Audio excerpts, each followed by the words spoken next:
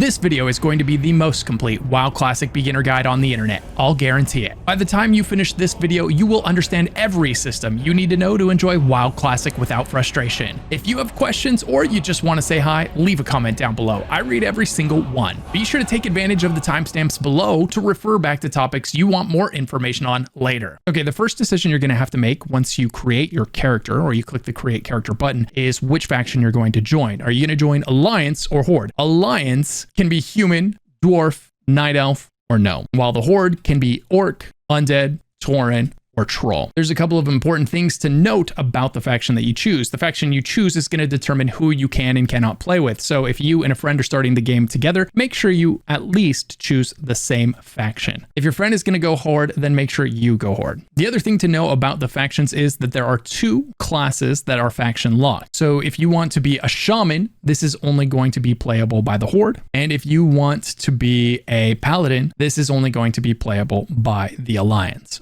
So if you want to be one of those classes, that's going to kind of predetermine the faction you choose for you. So once you've chosen the faction that you want to join, the next decision you're going to have to make is your role. What role do you want to play in World of Warcraft? Do you want to be a tank? Do you want to be a damage dealer? Do you want to be a healer? The reason that this is a decision you're going to have to kind of decide now, with the exception of a few classes which can do all three and may be a good option for you if you really don't know what you want to do. Some of these classes, like the warrior, can tank, while others, like the mage, cannot, right? So you're going to want to know what role you want to fill. So a warrior can be a tank or a DPS, but it can't be a healer, whereas a mage can be a DPS, and in Season of Discovery, it can also be a healer. Each of these is going to limit you to specific roles that the game has, so you're going to want to kind of have an idea of what role you want to play before you pick your class, or you might find yourself in a situation where people are expecting you to do things you don't want to do. They may be expecting you to heal, or they may be expecting you to tank when you don't want to tank, or you're not comfortable being in that position with all the responsibility that it comes with. WoW features the holy trinity of tank, healer, and DPS. Tanks are going to have a lot riding on their shoulders. They need to maintain aggro and control the pace of the battle. They also lead the group, and if they die, a lot of times so does the group. Unlike some games, the tanks in WoW put out insane damage as a requirement, since the more damage that they do, the more threat they'll be able to put out to keep the enemies attacking them and not their allies. Healers are going to heal. This is partly why if you are the tank for the group, it's important that you kind of know what you're doing, that you're putting in the work to make sure your character has the right gear. Otherwise, your party members are going to be constantly stripping aggression off of you, and the mobs are going to be going and killing them. It's going to be frustrating for them, and it's going to be frustrating for you. So just kind of be aware that tanks are kind of expected to be on their game a little bit more than probably any other role. The healers in WoW are going to heal, and the damage dealers are going to do damage, with both of those providing various types of utility through buffs and crowd control. If you're not sure which class can do which roles, here you go. Here are two different charts. The first chart here is going to show you what roles each class can fill in Classic. The next one is going to show you what roles each class can fill in Classic Season of Discovery. Because in Season of Discovery, Blizzard changed a couple of classes through runes, giving them the ability to tank when they weren't able to before, and giving them the ability to heal when they weren't able to before. So the mage can now heal, the rogue and the warlock can now tank.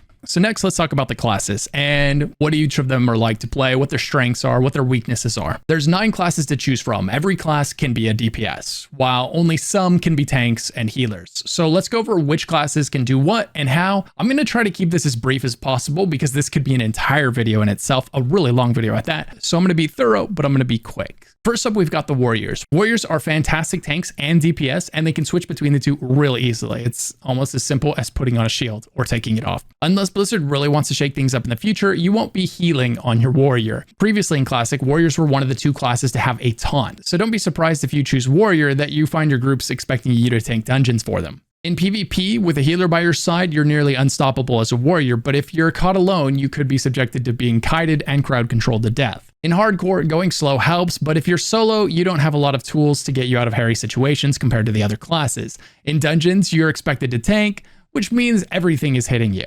If your healer lets you down, that could be it. Next up, we've got the Druid. The Druid is your shape-shifting class that deals nature damage. Druids are a jack of all trades class, which in Classic often means that they shine as healers and are acceptable tanks and acceptable DPS, especially during the early and mid levels. Druids make for great healers and only need minimal investment to swap between a Feral Druid loadout for solo and an effective group healing loadout. You could also go Balanced Druid and be a Nature Mage and level that way. Then you really don't need to change anything when jumping into a group as you level. PvE, you'll learn how to turn into a bear at level 10, great for tanking and soloing. At level 20, you get Cat Form, which is a great power spike for you. In PvP, Druids have amazing mobility, making them difficult to kill in PvP. You'll carry a lot of flags and fight enemies to death. Good luck to anyone that tries to outrun you. Druids do really well in hardcore thanks to all of their self-healing and can be a lot of fun to play there. Next up we have Shaman, which is unique to the Horde faction and can't be played by Alliance presently. In battle, Shaman use totems and spells to manipulate the elements and to provoke other fighters to untold heights of rage and might. So Shaman are going to be fantastic additions to any group as they provide a lot of great buffs. Shaman are another jack of all trades class, which has meant that they excelled as healers. Still, they can do an excellent job as tanks and DPS if you want to go that route, although it might not be considered meta. Shaman are great for solo questing, but it can be easy to run out of mana, so bring lots of water. In PvP, Shamans are great because they can offer fantastic offensive pressure while supporting their group at the same time, and their totems are going to provide massive utility. In hardcore, it's mostly about leveling, and early levels feel great on the Shaman, but soloing through later levels can be a bit rough. So be prepared for things to get harder as you get higher level. Next up, we have the Paladin, which is the other faction-specific class.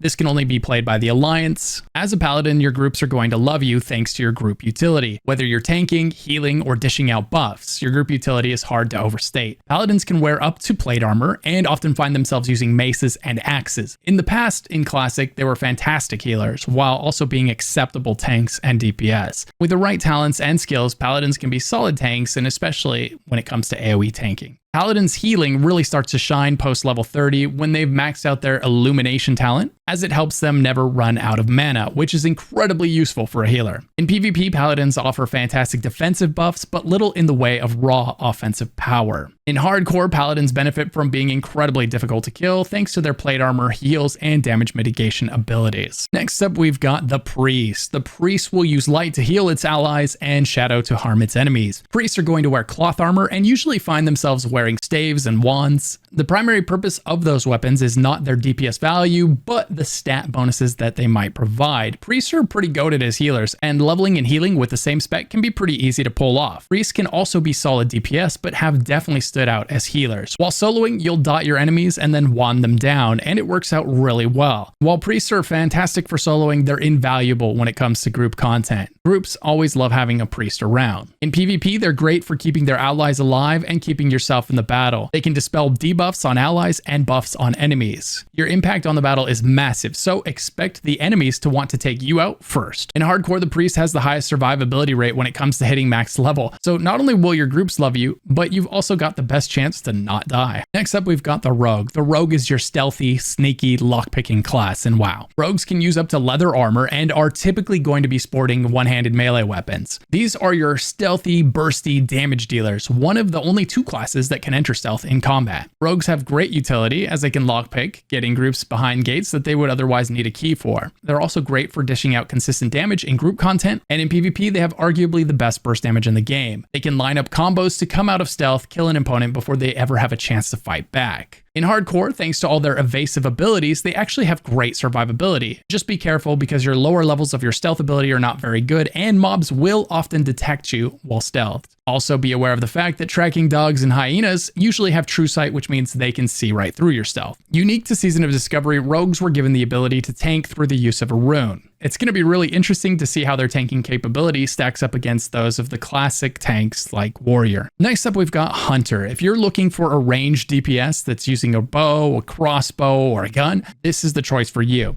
Hunters can wear up to mail armor and will typically sport a bow or a gun, though they can and will have to attack with melee weapons from time to time due to the fact that they're not able to use ranged attacks when enemies get too close. In WoW Classic, as soon as the enemy gets close to the hunter, their bow stops working and you have to use your melee attacks to finish the enemy off. Hunters have what is known as a dead zone. This is an area where the enemy is too close for you to use your bow, but too far for you to use your melee weapon. And it's really important for you to keep enemies out of this dead zone, either by kiting them and keeping them far away, or by closing the gap and ending them. Hunters make great DPS and are one of the best solo classes in the game. They can use their pets to tank enemies for them. You will be responsible for keeping your ammo stocked, as Classic did make you manage your ammo manually. So get ready to buy lots of arrows or bullets or whatever ammunition you're going to be using with your weapon. I will say that the ammunition is not expensive, so it's just a matter of remembering to pick some up when you're in town. Hunters are fantastic at PvP. As long as they keep their enemies out of their dead zone, they'll do really well. As for hardcore, hunters have an ability called Feign Death that will drop you from combat. This will be invaluable for escaping encounters that you're going to lose. Plus, thanks to the fact that you're using a bow, you can keep your distance from enemies to start with, making it easy to bail on a fight if you need to.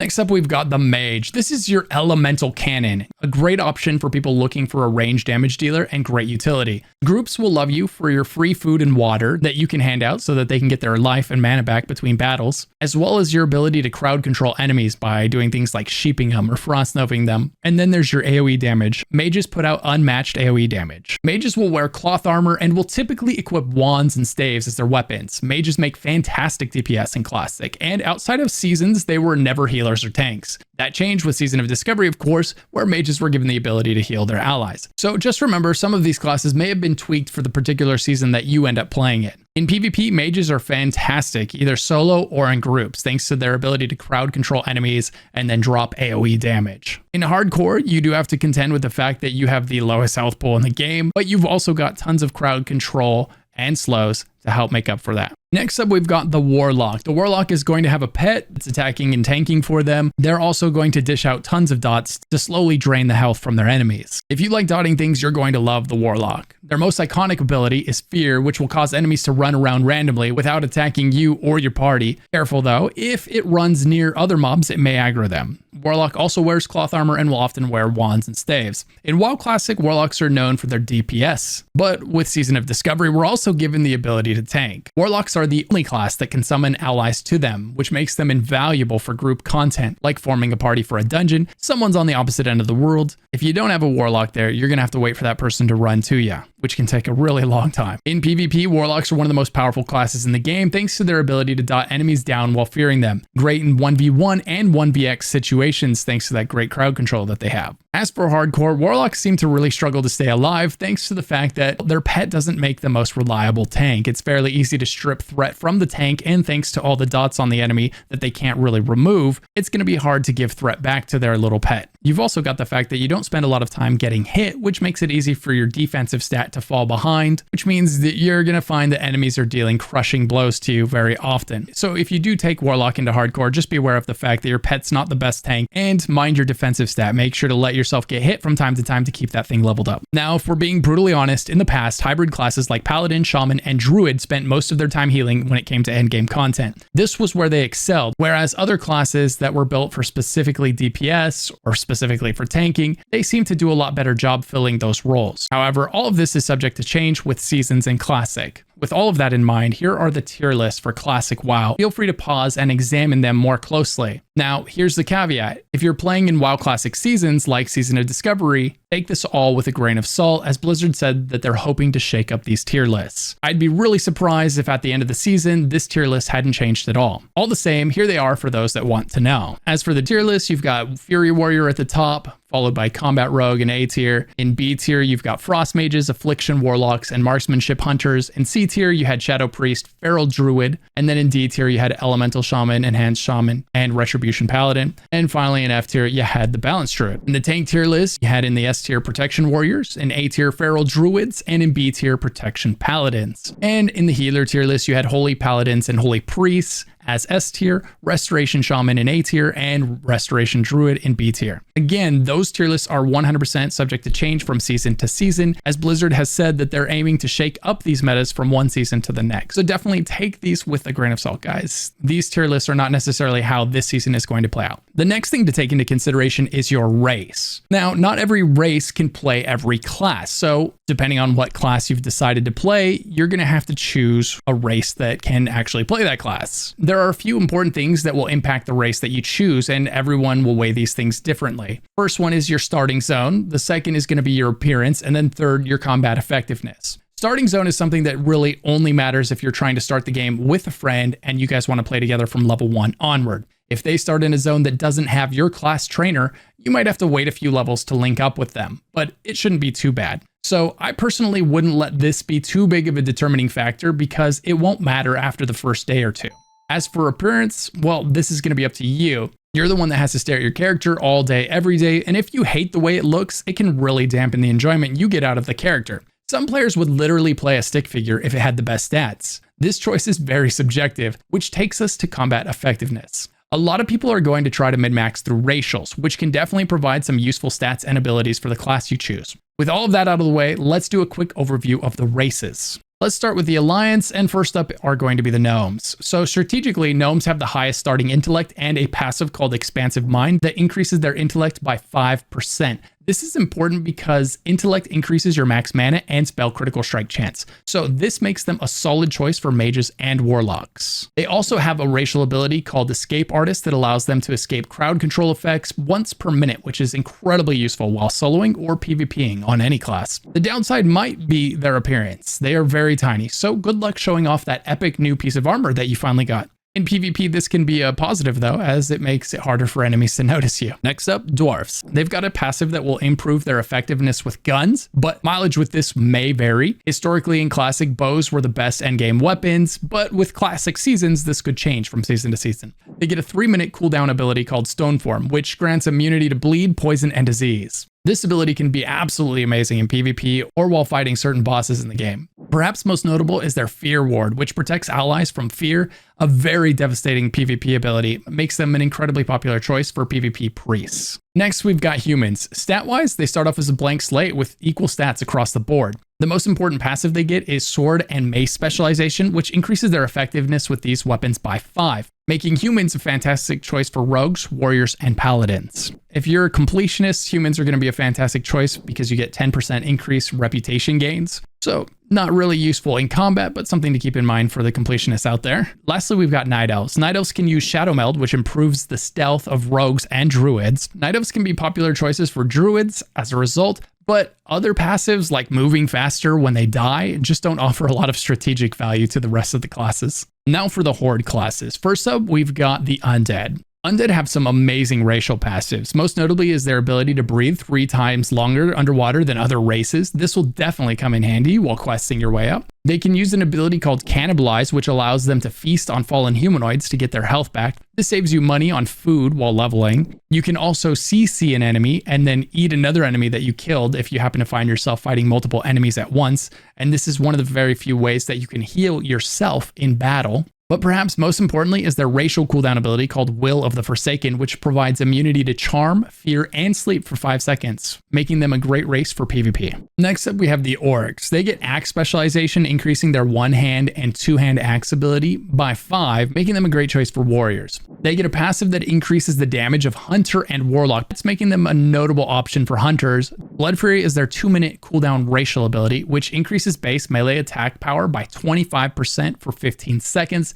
and reduces healing effects on you by 50% for 25 seconds. Great for bursting down enemies with melee classes. Note that it only works for melee classes. The most exciting passive though is Hardiness, which says that they will have 25% extra stun resist chance on top of their base stun resistance of 5%, giving them a nearly 1 in 3 chance to resist stuns. This makes Orc incredible for tanking and for PvP. Next up, we've got the Trolls. Trolls get a throwing specialization and regeneration, which are pretty underwhelming, but they also get bow specialization, which is great for hunters. Their racial ability, Berserking, has a 3-minute cooldown and increases your casting and attack speed based on your missing life. Great for increasing your DPS while soloing or after taking some damage in group content. Finally, they get an extra 5% damage to beasts, which you'll fight a lot of while leveling and while you're in dungeons and raids. And just a little side note, if you really want a combat effective race like Troll or Orc, but you hate the fact that they stand slouched all the time, you can change them to female if you're okay with that, and then your posture will be fixed. Next up, we've got the Cows, or the Tauren. Tauren get a great racial ability called War Stomp, which can stun up to 5 nearby enemies for 2 seconds. Incredibly useful for PvE and PvP. They also get a passive called Endurance, which increases your total health by 5%. After you create your character, you'll get to watch a cutscene like this, which you can either watch or skip if you haven't watched it before. I recommend it. It shows you a nice lay of the land.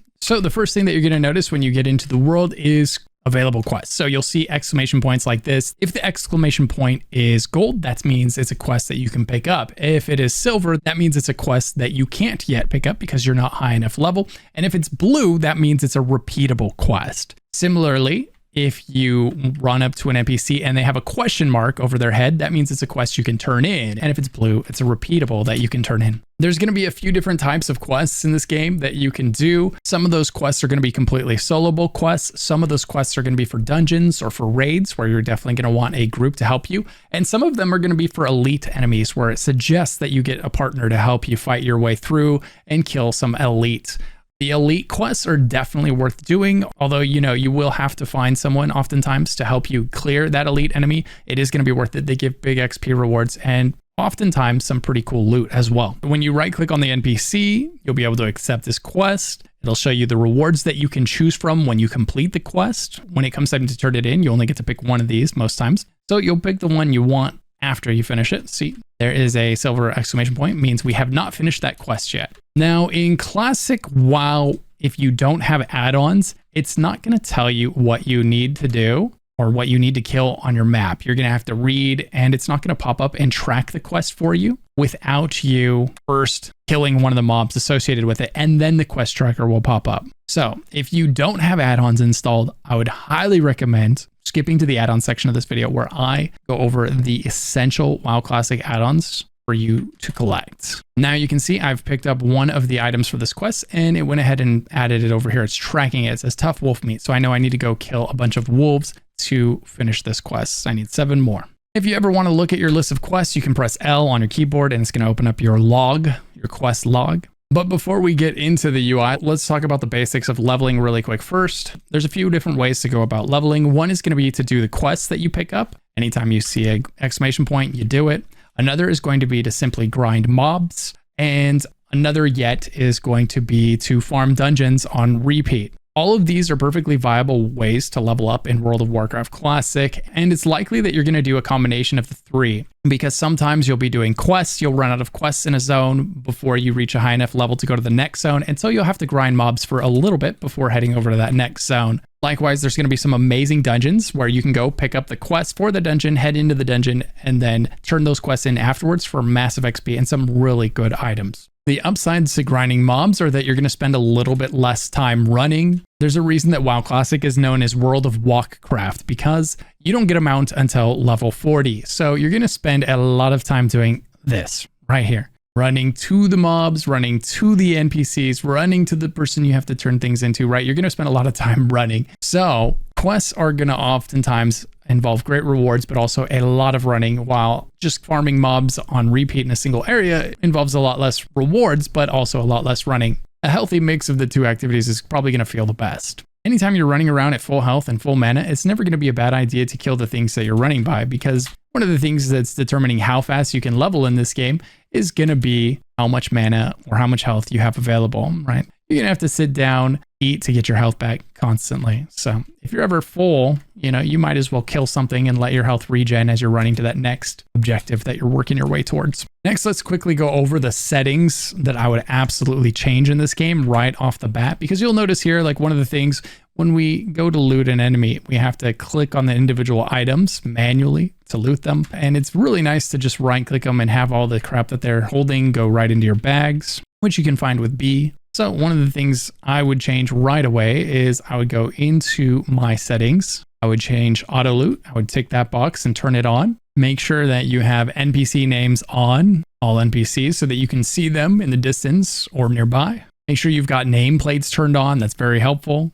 Turn on display aggro warning and show enemy cast bar. Also, you're going to want to come in here and turn on your additional action bars so that you can slot more abilities. That's what put these here. You'll notice these action bars popped up as soon as we did 2 and 3. 2 is right here, 3 is right here. And to move skills around that are on your action bars, you have to hold shift to move them. And this will prevent you from accidentally moving them in battle when you're just trying to click them. So you just hold shift down and then you can move it. Turn on show numbers for cooldowns, because it's always nice to know. And always show action bars if you want to be able to see those all the time. One of the first settings that you absolutely probably have to change, unless you're a psychopath, is you're going to have to come in here and change strafe left to A, strafe right to D. By default, when you hit those keys, it rotates like this instead of strafing like this when you use ASD. So, you know, if you don't want to run around like this, then make sure to go ahead and go to your key binds, go to strafe left, bind it to A, strafe right, bind it to D.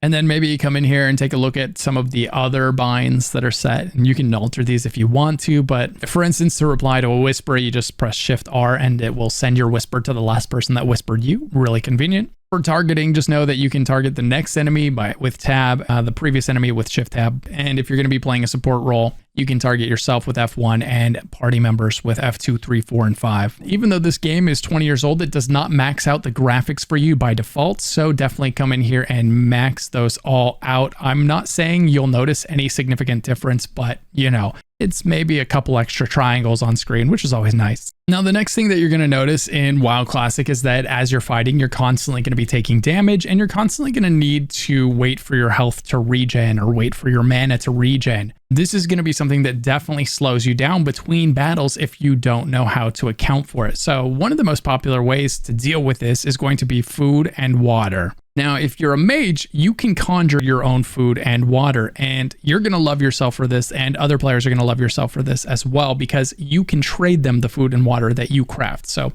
if you've got a friend with you, make sure to craft some food and water and hand it over to them. This way, as soon as you guys end battle, you can sit down, drink, top off your health and your mana, and get right back into battle with minimal downtime. Alternatively, if you're not a mage, then you're going to have to buy your food and water. It's not terribly expensive, but it is a recurring cost, so it does add up. The thing about food and water is that it can only be used outside of combat. This is where consumables and first aid are going to come in. So next, after food and water, we've got spells and abilities, which outside of healers in WoW Classic, classes didn't really get a lot of healing capabilities, if any at all. So you're incredibly limited unless you were a class that can heal. So for everybody else, you're going to be using potions. Potions are something that you can use in battle. So if you're fighting an enemy, your health starts dipping too low, it's too late to run, they're almost dead, you know, or you can pop a potion and run, or you can pop the potion and kill them if you want. But potions are going to be the thing that saves you. There's a couple of ways to get potions, and one of which is going to be as rewards for killing enemies or drops, right?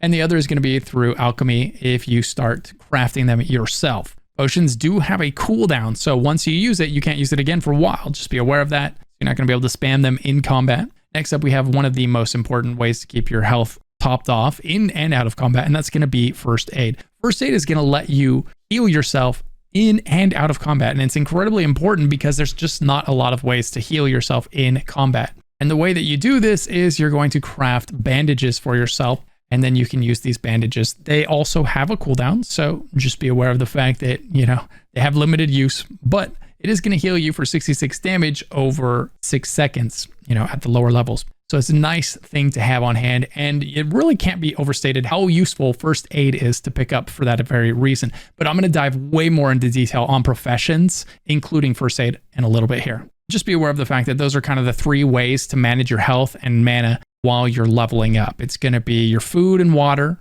is kind of your in-between battle options. Your potions are your kind of last resort because you're going to have a very finite amount of them. And then your first aid, if you picked up that profession, is going to be a fantastic way to kind of heal yourself in a pinch in battle. Now, when you click on a mob, there is a ton of information being given to you. The first of which is this text right here at the top, right? See how this is yellow? This mob is non-aggro. It will not attack you unless you attack it. So there's 3 different colors associated with that. There are yellow, which means it's non-aggro. There is red, which means it is aggro, which means it will attack you if you go near it. And then there's green, which means it's an ally and you can't attack it and it won't attack you. Then over here in the bottom right, we've got some other really important information. It's got the enemy's level, and the color of that tells you a lot as well. If the color of the level is gray, that means you're not going to get any XP for the kill. If it's green, it means that it's going to be lower level than you. It's going to be easy, and it's also going to give you less XP than normal. Now, this doesn't mean it's not worth doing, because green quests, for example, are really quick to knock out, safe to do, and can still yield some pretty decent XP per hour. Not to mention the equipment and currency rewards you get from them. Then, if their health is yellow, these mobs are within 2 levels of you, and they should be a challenging but winnable fight. If this number is orange, these mobs are 3 to 4 levels above you, and they will be difficult due to the fact that they can have crushing blows, and there's also an increased chance of you failing to land your attacks on them. I'll talk more about that system in a moment. If their level is red, that means they're 5 to 9 levels above you, and you really shouldn't be fighting these by yourself. Outside of some incredibly rare situations, that is a losing battle. You're much better off coming back after a few levels when it's not red anymore to take that enemy down. And then finally, if you see a skull there instead of a level, that means that mob is at least 10 levels above you, and they will absolutely kill you if you engage them. Usually, if you find yourself fighting a skull mob, it's not because you attacked it, it's because you accidentally aggroed it, and now it's gonna kill you. Don't worry, it'll be quick. Another thing to note about these portraits is if it has a gold dragon around the portrait, that means that that mob is an elite. And if it has a silver dragon around the portrait, it means it's a rare elite. And rare elites can have some really cool drops. Elites will usually require the help of others to take them down, so approach these with caution. The upside is that they and the quests attached to them are often very rewarding. Now, with that information in mind, let's talk about combat in WoW Classic. WoW Classic is very punishing. One of the reasons people love it is because you have to think about the engagements that you're going to put yourself into, especially at earlier levels before you have your full kit available to you. If you see 2 mobs next to each other, you probably don't want to fight them together because you will likely lose, right? It is a challenging game in that way. So you're going to have to strategically think about how to crowd control one while you kill the other, or how you're going to separate one from the other before you engage them. For this reason, it's going to be really important that you take advantage of your self buffs. It's also going to be really important that you take advantage of your crowd control abilities. Like on the Mage, you can polymorph enemies, or you could Frost Nova them, right? Now, while you're fighting enemies, be aware of the fact that enemies 2 levels higher than you have a 6% chance for your spells to miss. If they're 3 levels higher than you, that jumps up to a 17% chance for your spells to miss, right? So the game really punishes you for fighting anything 3 levels higher than you, and you usually want to try to avoid that. Again, you really want to take advantage of crowd control in this game if you find yourself in a dangerous or precarious situation. And then if you wanted, after crowd controlling, you could maybe use like a heavy linen bandage in battle. This is going to heal you back up and give you a better chance of surviving that fight that maybe started to go south. Mobs that are 3 levels above you can also score crushing blows on you, which are going to deal 150% increased damage. So not only are they going to be harder for you to hit, they're also going to do more damage to you. And they're going to be higher level, which means they have more life and more damage in general. If you find yourself losing a battle, right? Let's say I was losing a battle to this ferocious zebra here. I would be running away. If you keep attacking it, right? If I kept attacking it, it would keep following me to the ends of time. It won't stop following you until you stop attacking it. So if you want the enemy to disengage from you, resist the urge to cast spells or dots on it and just keep running.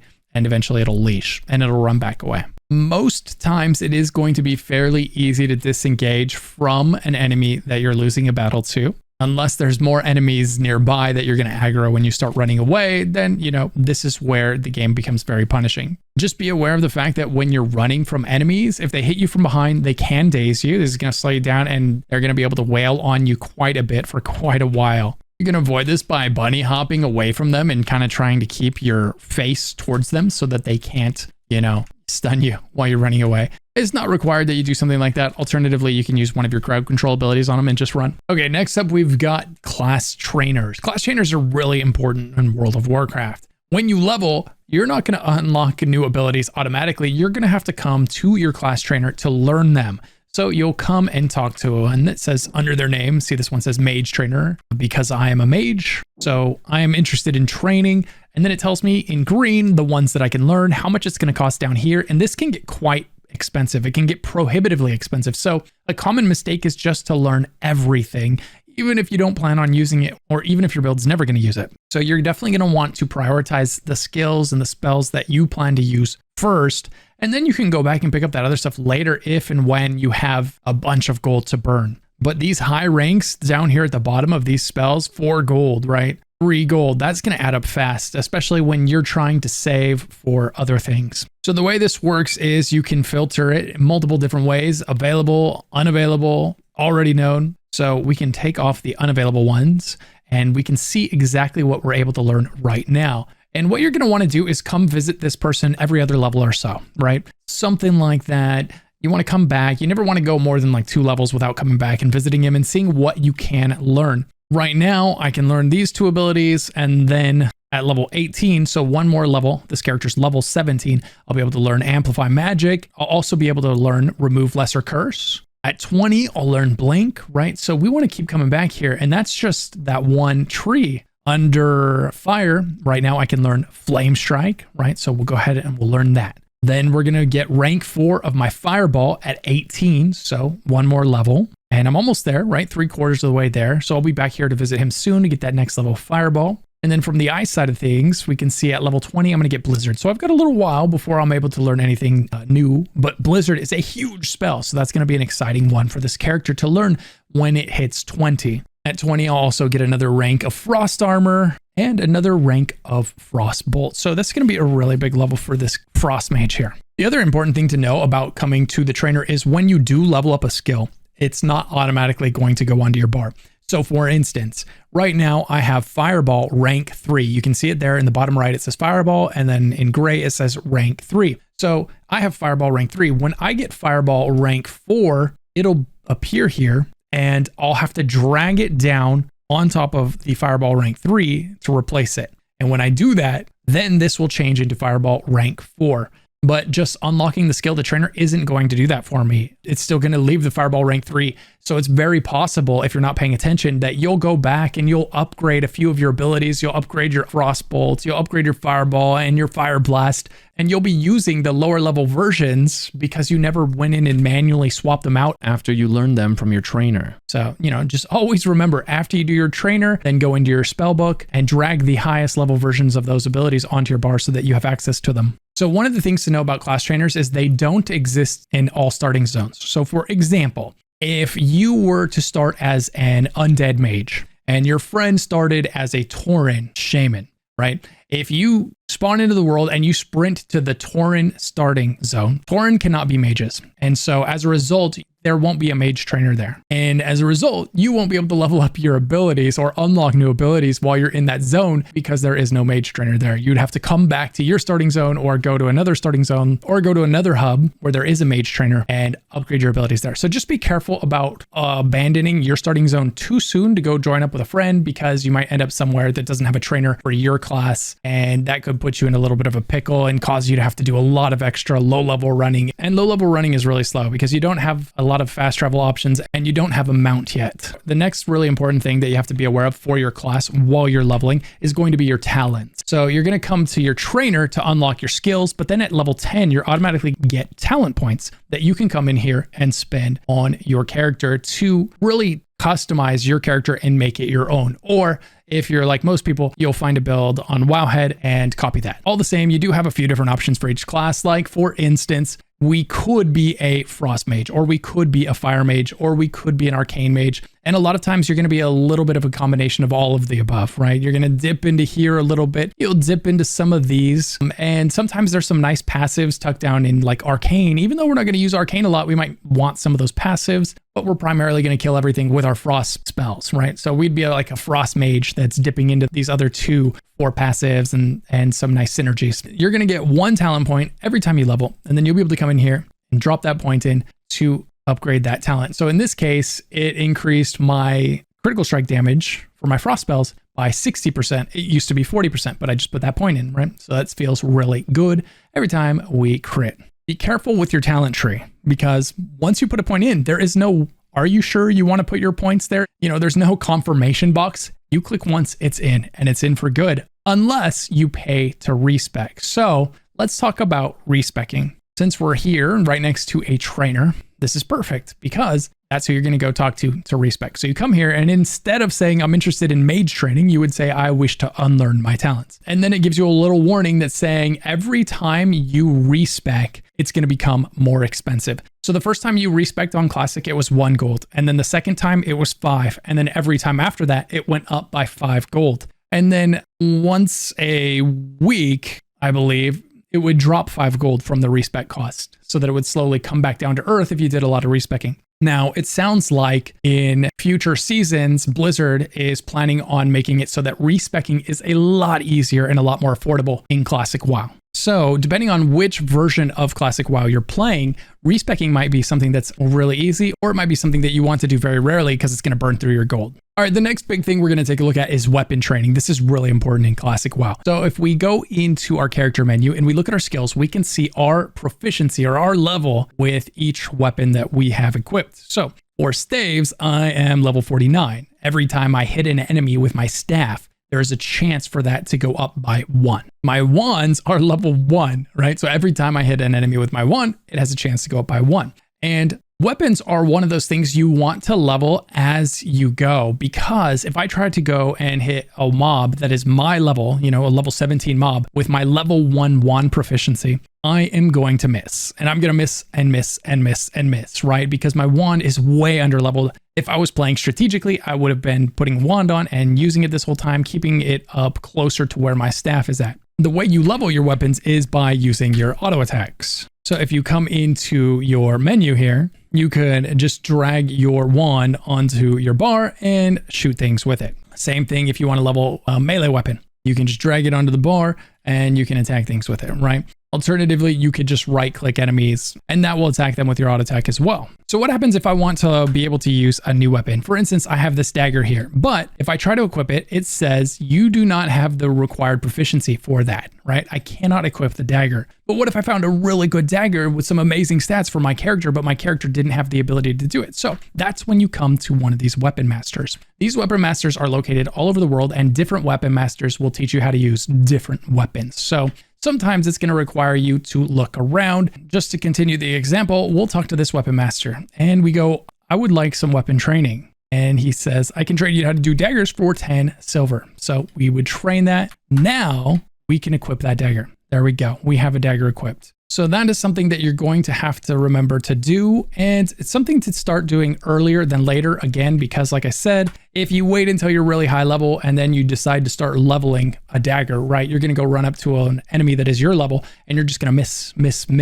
And it's going to take forever to level your dagger. So you may have to go down to a lower level area and just start swinging at a low level enemy forever to get that thing leveled up and caught up to your current level. So if you want to know who can teach what, you can talk to this guy here and you can say, what can other weapon masters teach? And he'll tell you. On Sequel here, the Tauren weapon master is on Thunderbluff's lower rise. He can train you in 1- and 2-handed maces, staves, and guns. Then Hanashi, standing next to him, can instruct you in the use of bows and 1- and 2-handed axes, staves, and all manner of throwing weapons, right? And then there's Archibald, the undead weapon master in the War Quarter of the Undercity, can teach the use of crossbows, daggers, 1- and 2-handed swords, and polearms. So each weapon master will tell you what the rest of them teach and where those are located in case there's a particular weapon that you're hoping to learn how to use. So don't stress when you run into a weapon that looks really good or has really good stats. It's going to greatly increase your damage, but you can't wear it. Just head over to the relevant weapon master and get that taken care of. And the other thing to consider about weapon training is that it is fairly expensive early on. So definitely pick your weapons that you want to learn wisely. 10 silver early is pretty expensive. But, before you know it, that'll be a very minimal cost to you. All right, next up, we're going to go over something really important, your inventory. So your inventory is going to start something like this. And then as you play the game, you're going to get something called bags. And these bags are going to increase your inventory space. So each of these bags on this bar is giving me another extra bag here. That's what you can see. We'll talk about how to make this all look a lot more presentable here in a moment. But for right now, this is what your bags might look like when you first start the game. Depending on the quality of the bag, it's going to allow you to hold more. So these are 8-slot bags. At the beginning, you might be finding 4-slot bags, then 6-slot bags, and then you'll probably buy some 8-slot bags or craft them yourself. We'll talk about that in the tailoring profession in a little bit. But bags are going to be one of the most satisfying things to equip and one of the most important things to equip, because your life is going to be miserable if you don't invest in some good bags or make the time to acquire some good bags. This is something that you just can't ignore. So there's a few ways to go about getting bags. You might find them on enemies, you might get them as a quest reward, or probably the most common way, if you're not crafting them yourself, is to buy them on the auction house. So getting and upgrading your bags is the first big step to managing your inventory. Another big step to manage your inventory is simply selling the junk to NPCs. If you've got an item and it's got gray text, it's probably junk. It's probably something you're safe to sell. If you don't want to guess, there are some fantastic add-ons that when you hover over an item, you will know exactly what it's worth. And if it's worth holding on to, if it's worth auctioning off at the auction house, and it gives you a lot of peace of mind using these add-ons. Again, I'm going to go over add-ons in a moment here in an entire add-on section of the video, because there's just so many what I would consider essential add-ons for playing classic World of Warcraft. They're just going to make your experience a lot better. And that's going to be one of them. It's going to tell you what everything is worth, both at the merchant, an NPC merchant, and if you sell it to other players on the auction house. So that'll tell you what you should and shouldn't sell for the most part. In fact, let me go ahead and quickly turn on my add-ons. I have these off so that my screen looks like yours, but we'll turn them all on real quick. So with that add-on, if we hover over this item, it's going to say I could vendor it to an NPC for 33. And if I sold it on the auction house, it would go for 19 silver, right? Massive improvement right there. So that would tell me, hey, this is something I don't want to vendor. And if I see a little gold icon on it like this, that means, hey, this is something you can just chuck to the vendor. You don't even got to think about it. All right, next up, let's go over the auction house and how to use it. So we talked to an auctioneer here, like this guy. And what we can do is we can search by weapon type, or we could search by armor type, right? You can filter things out so you can find the thing that you want, or you could just search all, right? And then you're going to just see everything. And then once you've searched, you can sort by rarity, by level, by the time that it has left on the auction house, by the seller, by the current bid. And the thing to know about this, right? You've got two numbers over here. You've got 5 copper, and then you've got 5 copper. So this item is telling you that the bid price, if you just want to place a bid, is 5 copper, or you could just buy it out for 5 copper. And what you'll see is on the more expensive items, a lot of times, sometimes people will offer a slightly lower price if people want to bid and then wait. But if you wait, you're going to have to wait, very long time, greater than 8 hours. So you would place the bid at 3,800 gold, hoping to save 200 gold here, but you'd wait 8 hours to potentially save that 200 gold, which might be worth it if you're patient. Now someone else might come and outbid you, and then you would have waited the 8 hours and you wouldn't have got the item anyway, right? So most of the time you're just going to come and you're going to pay the buyout price and you're going to get the item right away and move on with your day, because most of the time the two prices are pretty close together anyway. However, like on this item, it's a 50% increase from 2,000 to 3,000 for the buyout. So it's going to vary based on the item you're buying and what people are selling it for. Just know that you can pay attention to those two numbers and you can decide if you want to bid on it and then wait. And if you hover over the duration, it'll tell you, hey, short, less than 30 minutes from now, you would have your answer. Long, 2 hours and 8 minutes, right? Kind of tells you. Likewise, if you did decide to put an offer in on something, then you could come here to bids and you could see the list of things that you have bid on and see where you stand on those items. So let's go ahead and do that. Okay, so now let's bid on something to show you an example of what that looks like. So we'll come here and we'll bid the 20, right? We could choose to buy it out for 21 copper. We'll bid 20 copper instead. Bid. All right, your bid 20 out of the 21. Now, if we look at our bids, we can see we have bid on this item and we are the high bidder right now. Right. So if someone else could come and they could see, hey, they bid 20 and they could try to outbid us on this item here that we're doing, for example, they would just buy it out, right? It's 1 copper difference. They would just buy it out and take the item from us. But it's important to know that this information is located on this tab. How long, how much you bid, if you're the high bidder or not. Then you've got auctions. This is where you could come and you could drag an item here to auction it. So if we open up our bags and we wanted to sell, let's say, one of these items here, maybe we wanted to sell our malachite, right? We could put that there and we could pick the price that we want to put it up for auction for. We could pick the auction duration, anywhere from 2 to 8 to 24 hours. And then you could finally set a buyout price, right? So you could say, hey, I'm going to allow people to bid as low as 1 silver, but if they want to buy it right now, they're going to have to pay 20 gold, right? For example. And what this would do is it would put it on the auction house. People could bid 1 silver, and then the next person can bid 2 silver and 3 and 5. And then maybe somebody bids 1 gold, and then maybe another person bids 5 gold, right? And then another person bids 15. And then finally somebody's like, you know what? I want this item, so I'm going to buy it out for 20 gold. But that way you're able to earn somewhere between what it's worth and what you want for it. Personally, when I use the auction house, I just list it. I just put a buyout price that I'm willing to pay. And there are great add-ons that help you pick the buyout price. They'll even just look at the lowest one and have you undercut it. If you want to do that, just be careful with that because people may try to manipulate the market and you might be selling things for a lot less than they're worth. So just always be careful with that add-on if you set it to undercut the market. And then finally, you would just click create auction. So we'll close that up. So when you win a mailbox, the item will not go directly into your inventory. No, that would be far too convenient. So it's actually going to go into the mailbox. So you got to go to the nearest mailbox. They look like this here. If you've got an add-on, it'll put it on your map for you. So make it a lot easier to find. And we'll talk about those soon, like I said. And here we can see the auction I won. So I click on this and then I would just right click right here and that'll move the item from my mail into my inventory and remove my mail right here. So now we've got that auction that we won. Speaking of mail, this is another really important way to manage your inventory and also to manage your auction house items. So a very, very popular strat is to have a character that you make for the sole purpose of parking next to the auction house. So right here is the auction house, here is the mailbox, and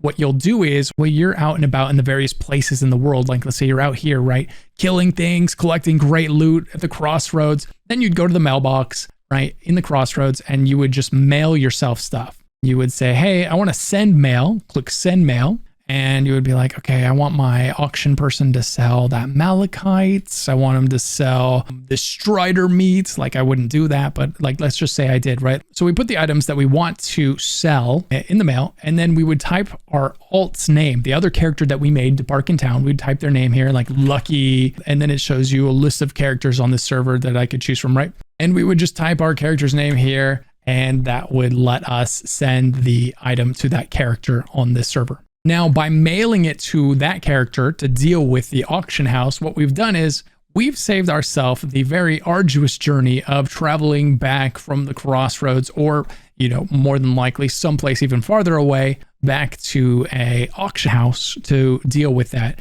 It's also a great way to free up inventory because as you can see here, you will fill up your inventory very fast in this game, especially at lower levels before you have great bags, and even at higher levels because the longer you play, the more junk you collect and the more things you find that you don't want to let go of. And so you're going to fill up your inventory fast. So mailing, stuff that this character doesn't need right now to our alt is going to be a great way to free up space. They can hold on to it on that character in their bank, which we'll talk about next is the bank and how we can utilize that. But mailing to your alt is going to be a big part of inventory management. It's going to be a big part of managing your auction house and your auction house items. It's just a really nice, convenient way to do all of that stuff. Of course, you can do it all manually without having an alt until you make one. It's just that when you do get one set up, you're going to notice it's a huge quality of life upgrade for you. You'll spend a lot less time running back and forth between your hunting grounds and your quest locations to the city to interact with the auction house and to sort your affairs. So speaking of the bank, let's go ahead and talk to a banker and tell them we want to check our stuff. So here is what your bank looks like right here. Your bank will start with these 24 original slots that you can fill. And then what you can do is you can buy bag slots. So we would be able to purchase for 10 silver a bag slot. We'll say yes. Now I could have a bag right there. Now what that does is it adds 8 slots because we put an 8 slot bag there into my bank. So I would be able to go like that and put some items here like, okay, I want to save these. I don't need them right now. So we'll just slide them right there. And now this character doesn't have them in his inventory anymore because I've put them in the bank. And you can go ahead and keep buying these slots. You can see that they're getting incrementally more expensive each time you purchase another bag slot. Okay, I'm going to go ahead and give that back to this character because it already had pretty limited space as it was, and we don't really need it. Your bank is not account wide. So if you want to move items from one character to another, you have to use the mailbox. Your bank won't do that for you. The one upside of that is that each character gets its own bank and its own bank inventory. So you can use that to store more items because each character has its own bank and all of its own bank bag slots. Now, when you walk into a city as a brand new player, you're going to have no idea how to find any of these places that we've just visited, right? Whether it was the weapon master, the class trainer, the auction house, the bank, you're not going to have any clue, right? And the game doesn't make it easy. They don't put it on the minimap, especially if you're not running add-ons. It's a nightmare to find them. So what you can do is you can talk to any of the city guards. So in Orgrimmar, we can talk to an Orgrimmar Gunt and we can just tell it what we want to look for. We were just at the bank. Earlier, we were at the Weapon Master. So what if we didn't know how to get to the Weapon Master when we walked into town, but we knew we wanted to talk to that Weapon Master in that town to get a certain weapon mastered? We just click on it, and then we open the map, and there it puts a little flag on the map saying, hey, you want to head over here. That's where the Weapon Master is. And you can do that for any of the places in town. So don't wander around town aimlessly looking for one of these things like the inn. The inn is a really popular one. You get to town, you want to know where the inn is because maybe you want to use the inn to bind your Hearthstone. And we'll talk about that in a moment when we get into fast travel. There's a few very important ways to fast travel in this game that you're going to want to be aware of. So take advantage of the guards in every town. They'll tell you exactly where the person you're looking for is. Okay, the next thing we're going to talk about is professions, and professions are huge. These are really important in World of Warcraft Classic. They are so useful. They're a great way to make money. They're a great way to make gear. They're a great way to make weapons. You can make potions, food, right? They're fantastic for all kinds of things, whether it's making items for you to use or selling things to make a huge profit. Professions are split into two categories. You have primary professions and secondary professions. You can have up to 2 primary professions and you can gain all of the secondary professions. The primary crafting professions are tailoring, leatherworking, blacksmithing, enchanting, engineering, and alchemy. Then you've got your primary gathering professions, which are skinning, mining, and herbalism. Now you can have up to 2 of any of those, right? So you could take 1 primary crafting and 1 primary gathering, or you could take 2 from the primary crafting or 2 from primary gathering, right? It doesn't matter how you get to 2 primary professions, but the most you can get is 2, right? So you can take 1 of each or 2 of 1. Then you've got your secondary professions, of which you can learn all 3, and that is first aid, cooking, and fishing. So you could learn all 3 of those and 2 of the primary. Now, before we dive into what each individual profession does, let's talk about how they all work. So you will have a profession trainer, like this guy right here teaches first aid. You cannot level a profession. You cannot participate in a profession. Like if you see herbs on the ground or if you see a mining node, you won't be able to gather those until you've talked to a herbalist trainer or a mining trainer and taken the first level of that so that you can harvest those nodes, right? Same with first aid here. So you would go to the trainer and you would say, I require training. There are 4 levels of each profession. Those levels are apprentice, journeyman, expert, and artisan. And with each level comes the ability to craft new items. So in order to check the level of your professions, you could just look at your character menu. You could look at skills, and then we can see here, first aid is 74 out of 150. So 150, I would need to come to my trainer and learn how to be an expert in first aid. Until then, I've got some things that I can learn. So at level 80, I'll be able to learn anti-venom for 2 silver and 50 copper. But as we discussed, I'm currently only 74. So in 6 levels, right? So how would I get levels of my first aid? Well, simply by doing that thing. So if it's mining, you go mine a node. And every time you mine a node, you have a chance to level it up. Now, the chance of leveling your profession depends on the color of that item. So if we look at my first aid here, this heavy linen bandage is yellow, right? It's in yellow text. That tells me what chance it has to upgrade my profession by 1 level. In other words, to go to level 75 from 74. And linen bandage is gray, which tells me I won't get any experience for crafting that. My first aid will not level when crafting linen bandage anymore. So I would craft one of these. I'm right now 74. And just so you know, if it's gray, it won't level your profession. If it's green, it has a 33% chance to level your profession. If it's yellow, it has a 75% chance to level your profession, like this one right here does. If it's orange, it has a 100% chance to level it up. And if it's red, you can't craft or harvest it yet. So this goes for nodes out in the wild. You walk up to some herbs and their name is green. That means you have a 33% chance to level your harvesting if you grab that, or your mining, right? Whereas if it's gray, you're not going to level, but you will get the material. So let's craft one of these real quick. Create, and then level. Create another one, then level. Okay, so we crafted it. We went up to level 75, and when we did that, it turned green. So apparently at level 75, heavy linen bandage goes down to green, right? And so we're going to have a very small chance to get this up to 80, but as soon as we get it up to 80, we'll be able to talk to our trainer. we'll be able to learn that next one. And then when we make those, it's going to level really fast because they're going to be orange, which means we have pretty much 100% chance to level them up when we craft it. Down here in your chat box, it'll tell you whenever something levels. So if something's attacking you, you'll see your defense level up. When you're attacking something else with a weapon, you'll see that weapon level up, right? And the ratio of your weapon to their defense which is what determines your likelihood of hitting your enemy. Likewise, the ratio of their weapon to your defense is what determines how likely they are to hit you. And not only that, if they're able to have a crushing blow or not. So you really do want to level up your defense. Just as a side note, let things hit you once in a while, get your defense leveled up so that you're not getting absolutely beat to death when something does attack you. But back to professions here. So now that you understand what a profession is and how you level it, it's basically you just come, you talk to your trainer, you learn something from him, then you make that something. That's how you do the crafting professions, right? If it's a gathering profession, you just go to your trainer, you learn how to gather, then you go out and you gather those things. And then you come back to him and you say, I want to learn how to gather other things. And then he teaches you, and then you go out and gather those things and you continue to level it up that way. So let's talk about what each profession does specifically and who each profession is commonly paired with as far as like what class usually picks which profession and why. So let's start with tailoring. Tailoring is really common for mages, priests, and warlocks, and this is because it can make cloth armor. They're definitely not the only ones that want to use tailoring, because tailoring is also amazing for another reason, because it makes bags, and everybody wants bags. So there's always a lot of money to be made in making bags yourself and selling them on the auction house if you want to pick up tailoring. Even if you only pick up tailoring temporarily early on to make your own bags and maybe to make some money, that's not a bad option. Tailoring pairs really well with skinning or enchanting, because if you're skinning, then you could be gathering some of the materials you'll need for your tailoring. And if you pair it with enchanting, you can make a ton of money that way.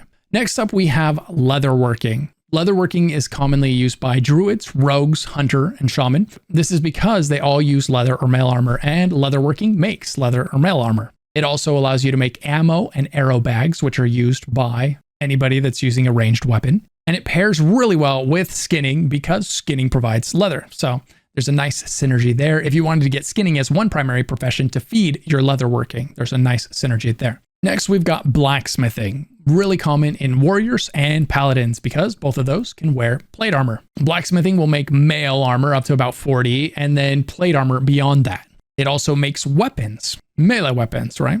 And it pairs really well with mining, as this provides the reagents that you'll need to level up your blacksmithing.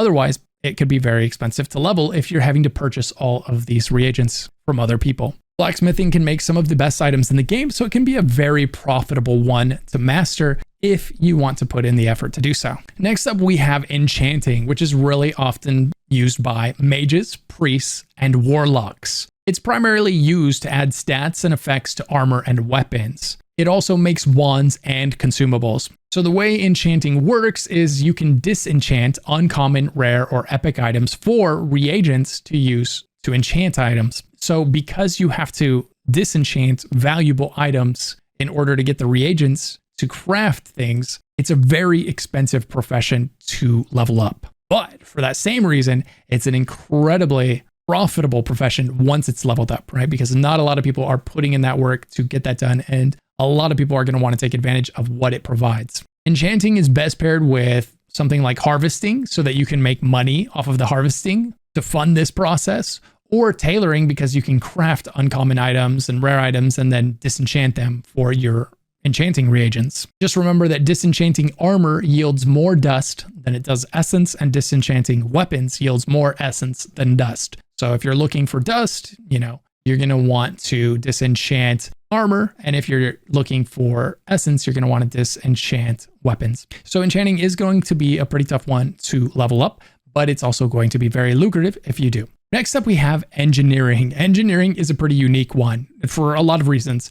Any class may want to use engineering, especially if you're going to be into PvP, or if you're going to be really sweaty in raid content. There are some great items that come from engineering that are going to be good for putting out damage in PvP and putting out damage in raids. Engineering is used to make guns and ammo, and it makes some gear. One of the biggest things it's going to be used for is making offensive consumables like bombs, which is kind of what we were just talking about. It's usually paired with mining and it's very expensive to level, but the payoff is huge if you do level it up. If you're planning on getting into PvP, or if you're planning on really caring about min-maxing your parses in this game, engineering could be a great one to level in the long term. The last primary crafting profession we have is alchemy, which is great for anyone because it makes consumable potions that give you things like long buffs, short effects, or health and mana potions that can be used in battle. Alchemy can also transmute essences used in high-level crafting, and it's best paired with herbalism because that's where its reagents come from,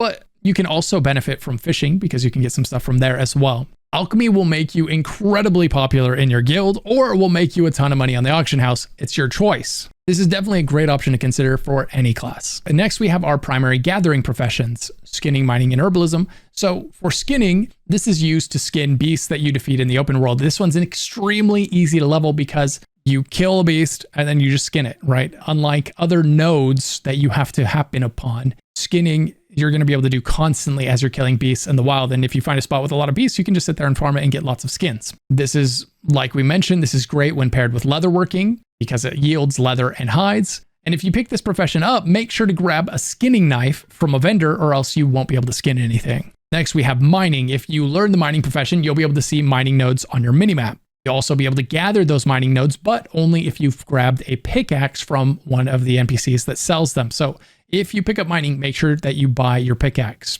and keep it in your inventory. Mining is great for leveling blacksmithing and engineering, as we touched on. And one really cool thing that you can do with mining is if you find a mining node and you're with somebody else, you can hit it and then they can hit it. And your mining will or won't level based on your first hit alone. So you go, you hit it, whatever happens, happens, right? Let the next person hit it and then they have a chance to level up their mining, and you can have another person hit it and have a chance to level up their mining. It's a nice way to share the love if you're playing with a friend that also picked up mining. You can both level up your mining off the same node. You can't level up your mining more than once off of one node. So it's a waste to be the only person that hits it. Unless you just want all the materials for yourself, then, you know, what are you gonna do? Next, we've got herbalism. If you learn herbalism, you'll be able to see herbalism nodes on your minimap. It's pretty easy to level. You'll see these throughout. The one thing I will say about mining, herbalism, skinning, these are things you're going to want to level as you go, because as you get into higher level zones, if your profession has fallen behind, you won't be able to mine those nodes. They'll be red for you. You won't be able to pick up those herbs. They'll be red for you because you skipped by them in the lower level zones and you fell behind. So just make sure, grab these professions early and then keep an eye out for those nodes. Make sure you're leveling as you go through the zones so that you don't get to a zone and now things are red and you realize, oh man, I've got to go back a zone to level up my profession, grabbing nodes before I can come to this zone and mine or grab herbalism nodes again. And as we mentioned before, herbalism is great for leveling up your alchemy because it provides the ingredients that it needs. It's also worth noting that you can abandon a profession at any time. So if you pick up two professions and you realize you wanted to do a different one, you can simply abandon the one that you don't want and then go pick up the one that you do. So you're not locked into your first two choices. If you ever want to change your mind, you can. Now, you will lose all of your progress in that profession. And if you ever decide to pick it up again, you're going to have to start over from level 1. Just be kind of aware of that, which, you know, if you didn't get that far with it, it's not a big deal. Now we've covered all the primary professions. Now let's talk about the secondary professions: first aid, cooking, and fishing. So first aid is one that I recommend everyone get. This is good for every class all the time. It's not a bad one to have, especially through the leveling process. And the reason is first aid gives you items. It allows you to create items, bandages that you can use in combat. And in classic WoW, one of your bottlenecks is your health. And you cannot heal yourself in classic WoW outside of a very select few classes that were built with heals, which are the healers. Nobody else really has heals in classic WoW. It's not like retail where everybody has a way to heal themselves in combat. Well, it's the closest thing we have to an equalizer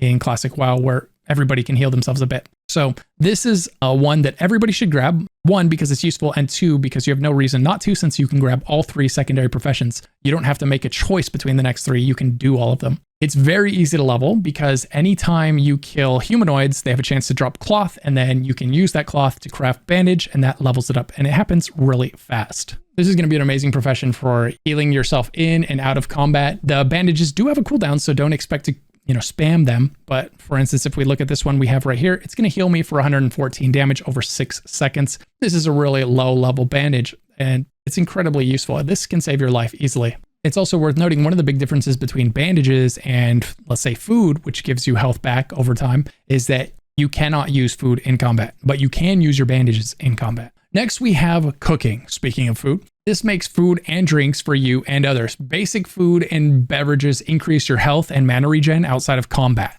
More complex ones give you buffs or increase your stats. Like anything else, crafting is going to increase these. Like any of these secondary professions, they're useful for everybody. Everybody's going to be consuming food and drinks in this game. And so it's up to you whether you want to be one of the people purchasing those food and drinks or one of the people providing them and selling them. If you do decide to get into cooking, just be aware that you do need to stand near a fire when you're trying to cook. So you'll either go to one that exists or you can put one together yourself and cook at it. And then finally, we have fishing. Fishing is a little different. Fish are used for both cooking and for alchemy. They're very useful if you go the cooking route. To fish, you just cast your line in the water, you wait for the bob to splash, and when it does, you right click it and boom, you reel in your prize. Fishing can yield fish, or it can also yield flotsam and wreckage. So you can pull more than just fish out of the water with fishing to make a little bit of extra money. The higher the zone, the harder the fish are to catch, but you can fish anywhere at any time. So unlike, let's say, mining, where you go to a high level zone, but you haven't leveled it up, you won't be able to mine those ore. It will just say no. Fishing, you can go there, your chance to catch it will just be very small. The way to improve your chance to catch fish is to level up fishing by catching fish and to use a better rod that increases your chance to catch fish. And that's everything that you need to know about professions. So be sure to grab 2 primary professions and all 3 secondary professions sooner than later so that you can start leveling those up if you're interested in them. Next up, let's quickly talk about reputation. Reputation is something that you're going to earn when you're out doing quests or when you're killing things, right? So you'll earn reputation for various factions based on what you're doing with them. So if you do a lot of quests in a certain area, like I did a lot of quests on this character near Undercity, so I got Undercity rep and I am now honored with Undercity instead of neutral. And the more that I do their quests and the more that I kill their enemies, the more reputation I'm going to get. Leveling up reputation for various factions can eventually lead to you unlocking mounts. It can lead to you unlocking cosmetics, items, all sorts of really cool stuff. So it can be nice to level up. It is a bit of a grind, hence the name rep grind, and it can take a long time. Humans are well suited to the task because they get 10% increased reputation gained for anything. So humans are going to get their 10% faster. If you're a completionist, it's not a bad idea to be a human. As far as classic goes, there's nothing that you absolutely have to have from reputation grind. So it is something that you can mostly ignore if you want to, because it is incredibly time consuming. So only the sweatiest of sweaty players are going to spend time doing these grinds, most likely. Okay, next we're going to talk about a big one, and that is fast travel. So in classic WoW, also known as World of Warcraft, you're going to be doing a lot of walking. So anything that you can do to save time on traveling from one place in this massive world to the other is going to be really, really helpful. One of the things you can do is use flight paths. So when you see a green exclamation point like this, that means that is a flight path. You want to talk to that person because it will unlock that flight path so that you can go from him to any of the other people that you've talked to that were also flight paths. So we'll talk to him, new flight path discovered, and we say, I need a ride. And it shows me all the places that this character could go here. So we could go from here all the way to the crossroads or to Ratchet. These flight paths are located all over. If this was a higher level character, you would see tons more on here, and we'd be able to zip around on those. The fee to get from one place to another via the flight path is pretty inexpensive, so it's very useful. Take advantage of it. If you're ever in a new town, don't forget to talk to the flight path person. You will regret it if you forget. And if I'm being honest, you're going to forget at least once, dude. So good luck remembering every time you step into town. The next form of fast travel is hearthstoning to the inn that you bound yourself to. So if we talk to an innkeeper, you'll have the option to make this inn your home. And when you do, you'll be able to click on your Hearthstone and it's going to take you to your inn of choice. In Classic, this currently has a 1-hour cooldown. So you're going to want to use it kind of strategically because you won't be able to use it again for an hour, but it can be a really nice way to get back to the hub of your choice. So when you outlevel an area and move to the next area, make sure you go to the local inn and rebind your Hearthstone to that new zone so that if you end up somewhere else and you need to get back to town to turn in a bunch of quests or something, you can Hearthstone back. The next way that you can fast travel is via these Zeppelins here. These will take you to nice far off locations. For instance, if you are trying to travel from Kalimdor over here, this continent here that hosts predominantly the Horde, and you wanted to get over here to the Eastern Kingdoms, which host predominantly the Alliance, you would do that by jumping onto one of these Zeppelins here. You can't miss the Zeppelin towers. They're really big towers just outside of large towns, and you'll see Zeppelins pulling them up to them and everything. And one of the nice things about Zeppelins is they are free to ride, so you don't have to worry about needing money to get somewhere. The next really popular mode of fast travel is going to be mages. Mages can summon teleports that can take people to specific cities in the game. So at the end of a dungeon, they could spawn a portal and everyone can walk through it to get back to Undercity, for example. Really nice to have a mage in the group for that exact reason. Just know that if you're the mage creating the portal, you have to be the last person to walk through it, because if you walk through it first, it's going to close behind you, leaving everybody else stranded wherever you were. And then finally, the last way to fast travel is to simply kill yourself. And I mean that in the absolute nicest way, but if you do kill yourself, you will spawn at the local graveyard, and that might be a lot closer to where you're trying to get than where you are. So a lot of times that can be a nice way to get back to, let's say, the town that has all the quests. If the graveyard is next to the town where you have to turn everything in, it can save you a bit of running. And anytime you can cut down on running in this game, it's really nice. All right, next, let's talk about what happens when you die and the consequences of dying. So when you die, you'll be given the option to release your spirit. Unless there's somebody that happens to be around that can resurrect you, this is your only option, right? So if you're in a group with a healer, you know, they'll probably resurrect you. Or if there happens to be a healer walking by, they might resurrect you. But if not, it's not a big deal. You can just click release spirit. Now you're going to be in ghost form. So from here, what you'll do is you've got two options. You can run to your tombstone on the map, and when you get close enough to your body, you can resurrect. Alternatively, you can talk to this guy here and say, you can return me to life. And if you choose this option, so for instance, if maybe the graveyard, like in this case, it's right next to Crossroads where you would turn in so many quests in the zone. So it wouldn't be uncommon to maybe run out here, do a bunch of quests down in the deep, and then just die. So you teleport back up here, right? You just spawn next to this guy and you go, hey, return me to life. Now there's a couple things that are going to happen if you choose to do this. It's going to tell you if you find your corpse, you can be resurrected for no penalty. But if I resurrect you, all of your items will take a 25% durability damage, equipped and inventory, and you will be afflicted with 7 minutes of resurrection sickness. The duration of your resurrection sickness can vary, so just know that yours might be lower, and later into the game, it might be higher for you. Now, you're probably wondering, is that 25% durability damage to your gear a big deal? No, especially at lower levels, it's pretty inconsequential. It costs next to nothing to repair your armor, which is something you should get in the habit of doing anytime you run by someone that can repair your armor. And there are add-ons that will do it automatically anytime you talk to someone that can repair, just so that you're less likely to forget. So let's go ahead and resurrect so we can see what resurrection sickness is and how big of a deal it is. So we accept. Remember, if you find your corpse, there is no penalty. Are you sure you want 7 minutes? And right, it just asks you to confirm. Yeah, we'll take it. So we've got this 7 minutes of resurrection sickness, which says decrease all attributes by 75% and all damage caused by 75%, armor and resistance by 75%. So that's a big debuff to our character. That's going to be the thing that you take into account the most when deciding whether or not you want to just die and resurrect from this guy here at the graveyard is, do I want to deal with 7 minutes of basically being unable to kill anything, you know? But oftentimes that 7 minutes is going to be a lot faster than walking all of the way back up from where you died. It's going to be a time saver because now, you know, we're already at 6 minutes just running over here to repair.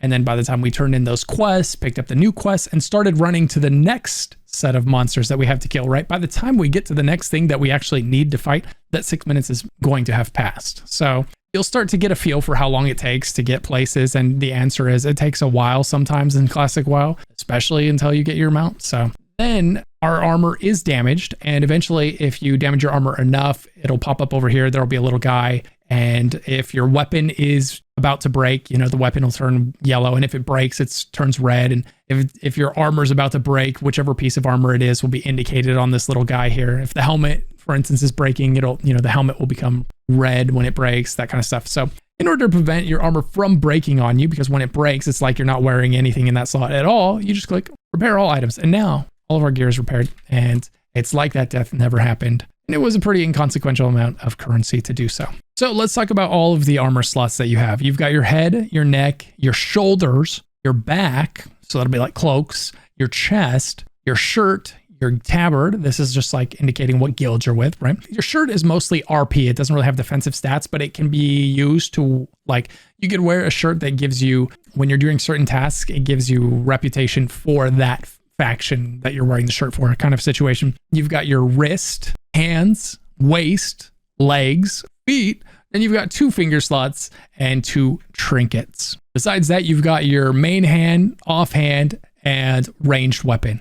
And then you've got your ammunition. So if you're using a bow or a gun, you'll need ammo slotted in order to shoot things. Otherwise, you won't have any ammo to shoot. So just keep that in mind if you start using a gun or a bow. You can't do anything without arrows or bullets. If you're using a wand, this is the only ranged weapon that does not need ammo. Another thing to know is the DPS on your weapon does not affect the damage that you do with your spells. We'll talk about that a little bit here next. We're about to get into stats and what they do in this game, like strength, intelligence, agility, and which stats which classes are going to be looking for. Just know that the stats on these, they're mostly stat sticks for you mage. You're looking for stats that are going to benefit them, like intelligence or stamina. As far as gear goes, you have 4 different weights of gear. You've got cloth, leather, mail, and plate. A mage can wear cloth, but they can't wear the other 3. A warrior can wear plate and everything below it. So if you can wear plate, you can wear mail, and you can wear leather, and you can wear cloth, right? You can wear whatever the heaviest weight of armor is and everything below it. So yeah, if you can wear plate, you can wear everything. If you can wear cloth, that's all you can wear. If you can wear leather, you can wear leather and cloth, but you can't wear mail and plate. Gear is going to have different levels of rarity attached to it. So a white item here is going to be among the worst. I guess technically gray is going to be even worse still. Then you're going to have your green items. Then you're going to have blue, and then you're going to have purple. Now in classic WoW, finding a green item is a pretty good find early on. That's an exciting moment. Eventually blue is going to be pretty exciting. And then your best in slot stuff is going to be like a purple item.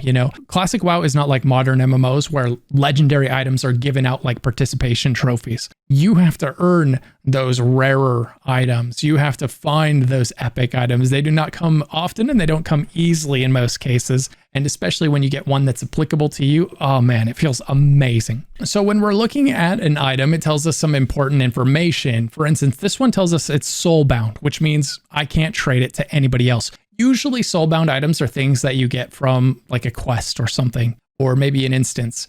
You'll get an item, and then as soon as you equip it, it's soulbound. So some items are bind on equip, and some items are, bind on pickup. It kind of depends on the item and the situation. But when it says soulbound, that means it's bound to your character, your soul. You can't trade it with anybody else. You can't even give it to one of your alts. It also tells us the weight of the item. It says cloth. It tells us how much armor it's giving us. It tells us what bonus stats we're getting from it. And then it tells us the durability and the required level. A lot of times you will find some really cool items, maybe a purple item or a blue item or a green item that's really cool, but it doesn't work for the class you're playing. And it can be really fun to mail that over to an alt. As soon as they hit that level requirement for it, they put that thing on and they pop off. It's a lot of fun to do that, so don't be shy about making alts in World of Warcraft. It's a lot of fun. Now, speaking of the stats that are on this armor, this piece is giving us 3 spirit and 3 stamina, but what the heck does that mean, right? Is that good for me? Do I want spirit? Do I want stamina? Let's answer that question right now.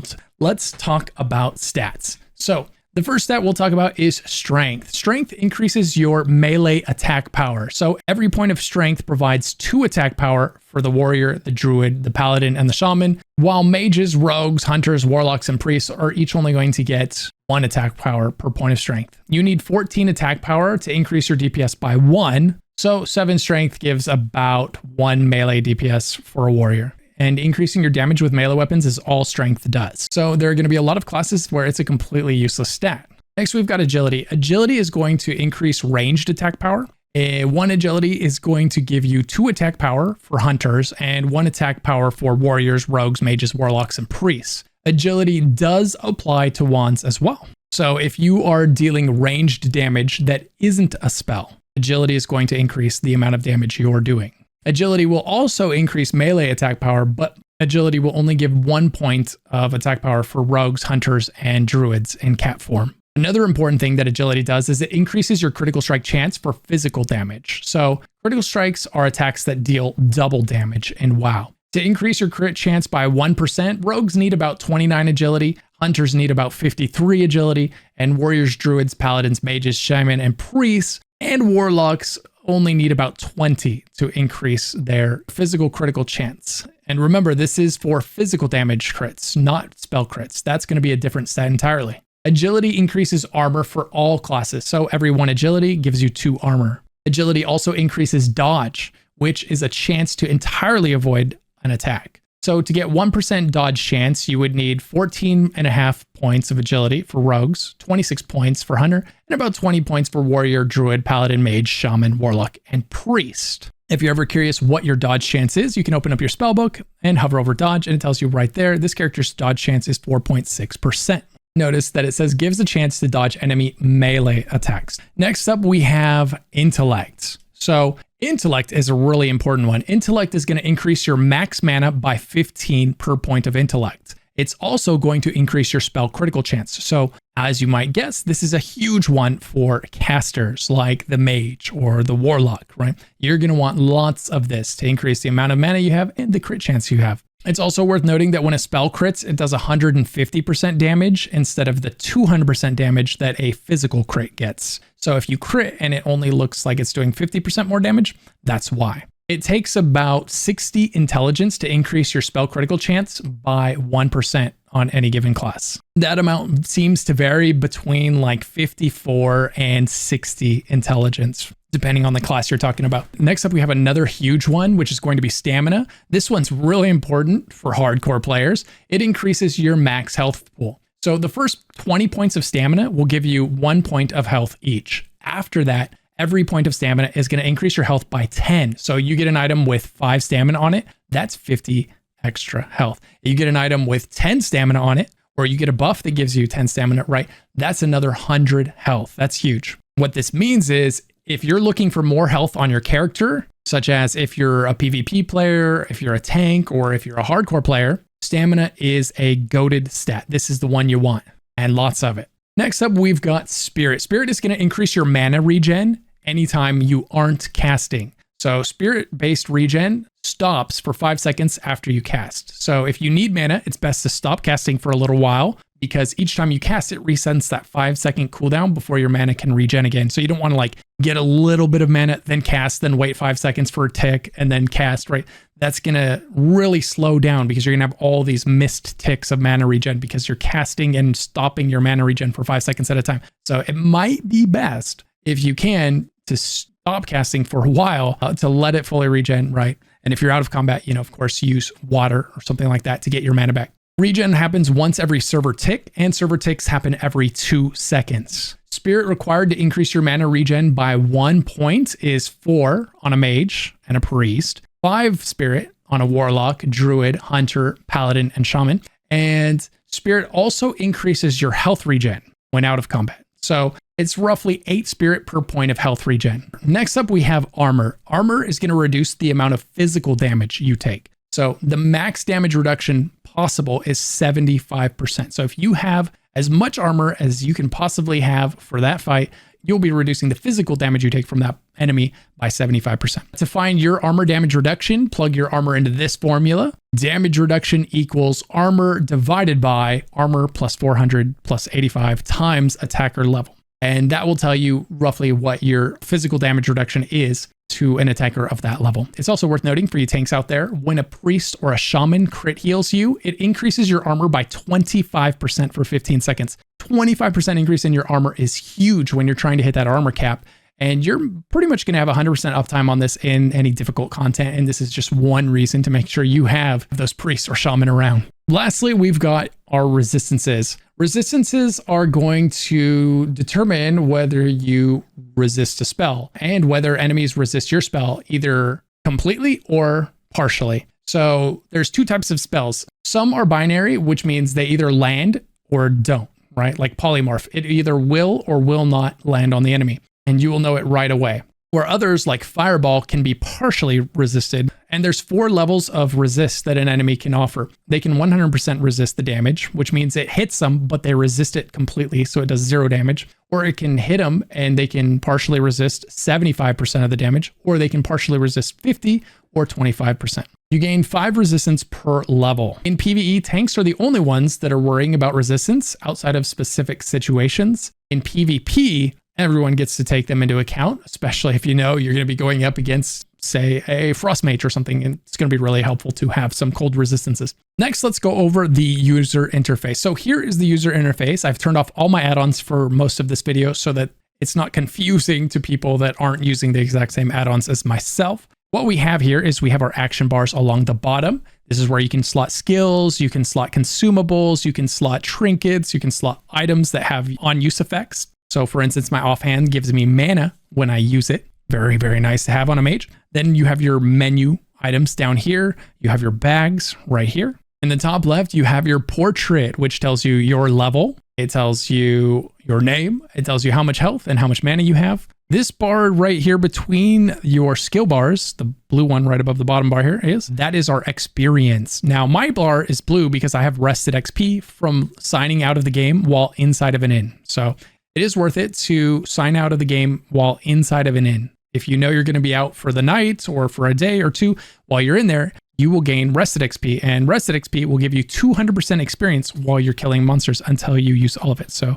up to this point right here, you can see the light blue bar ends right here, and then I'll have normal XP again. But until I get there, I get double XP. A nice little bonus for coming back after signing out of the game for a day or two. This XP bar will be purple if you don't have rested XP. Then in the top, you've got your buffs. These are buffs that you have either given to you or given to yourself. So someone walked by and gave me these, very nice. Likewise, I can put my own buffs on myself here. And which reminds me, if you have buffs like, let's say Arcane Intellect, you're a mage, or you have Mark of the Wild, these are really, really like sharing is caring kind of moment in this game. If you see a class that could benefit from a buff that you have, it's always nice to give it to them. And most of the time when they see you give them a buff, they'll turn around and they'll give you a buff back, right? So everyone's kind of running around with their unique buffs. It's one of the things I love about Classic. Everyone had a purpose and everyone had a role and everyone could provide something that someone else appreciated.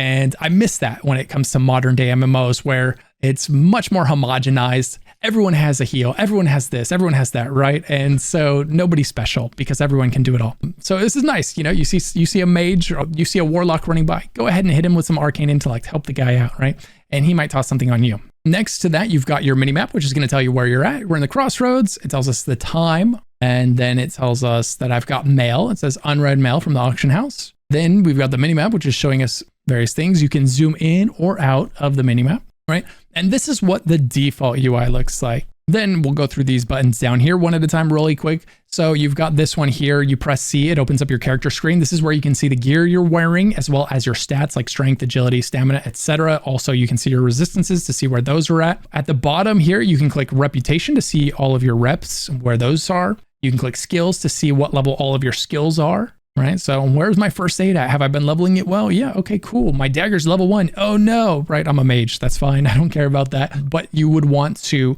you know, you can come in here and at a quick glance, see where your character stands with all their skills that you're leveling up.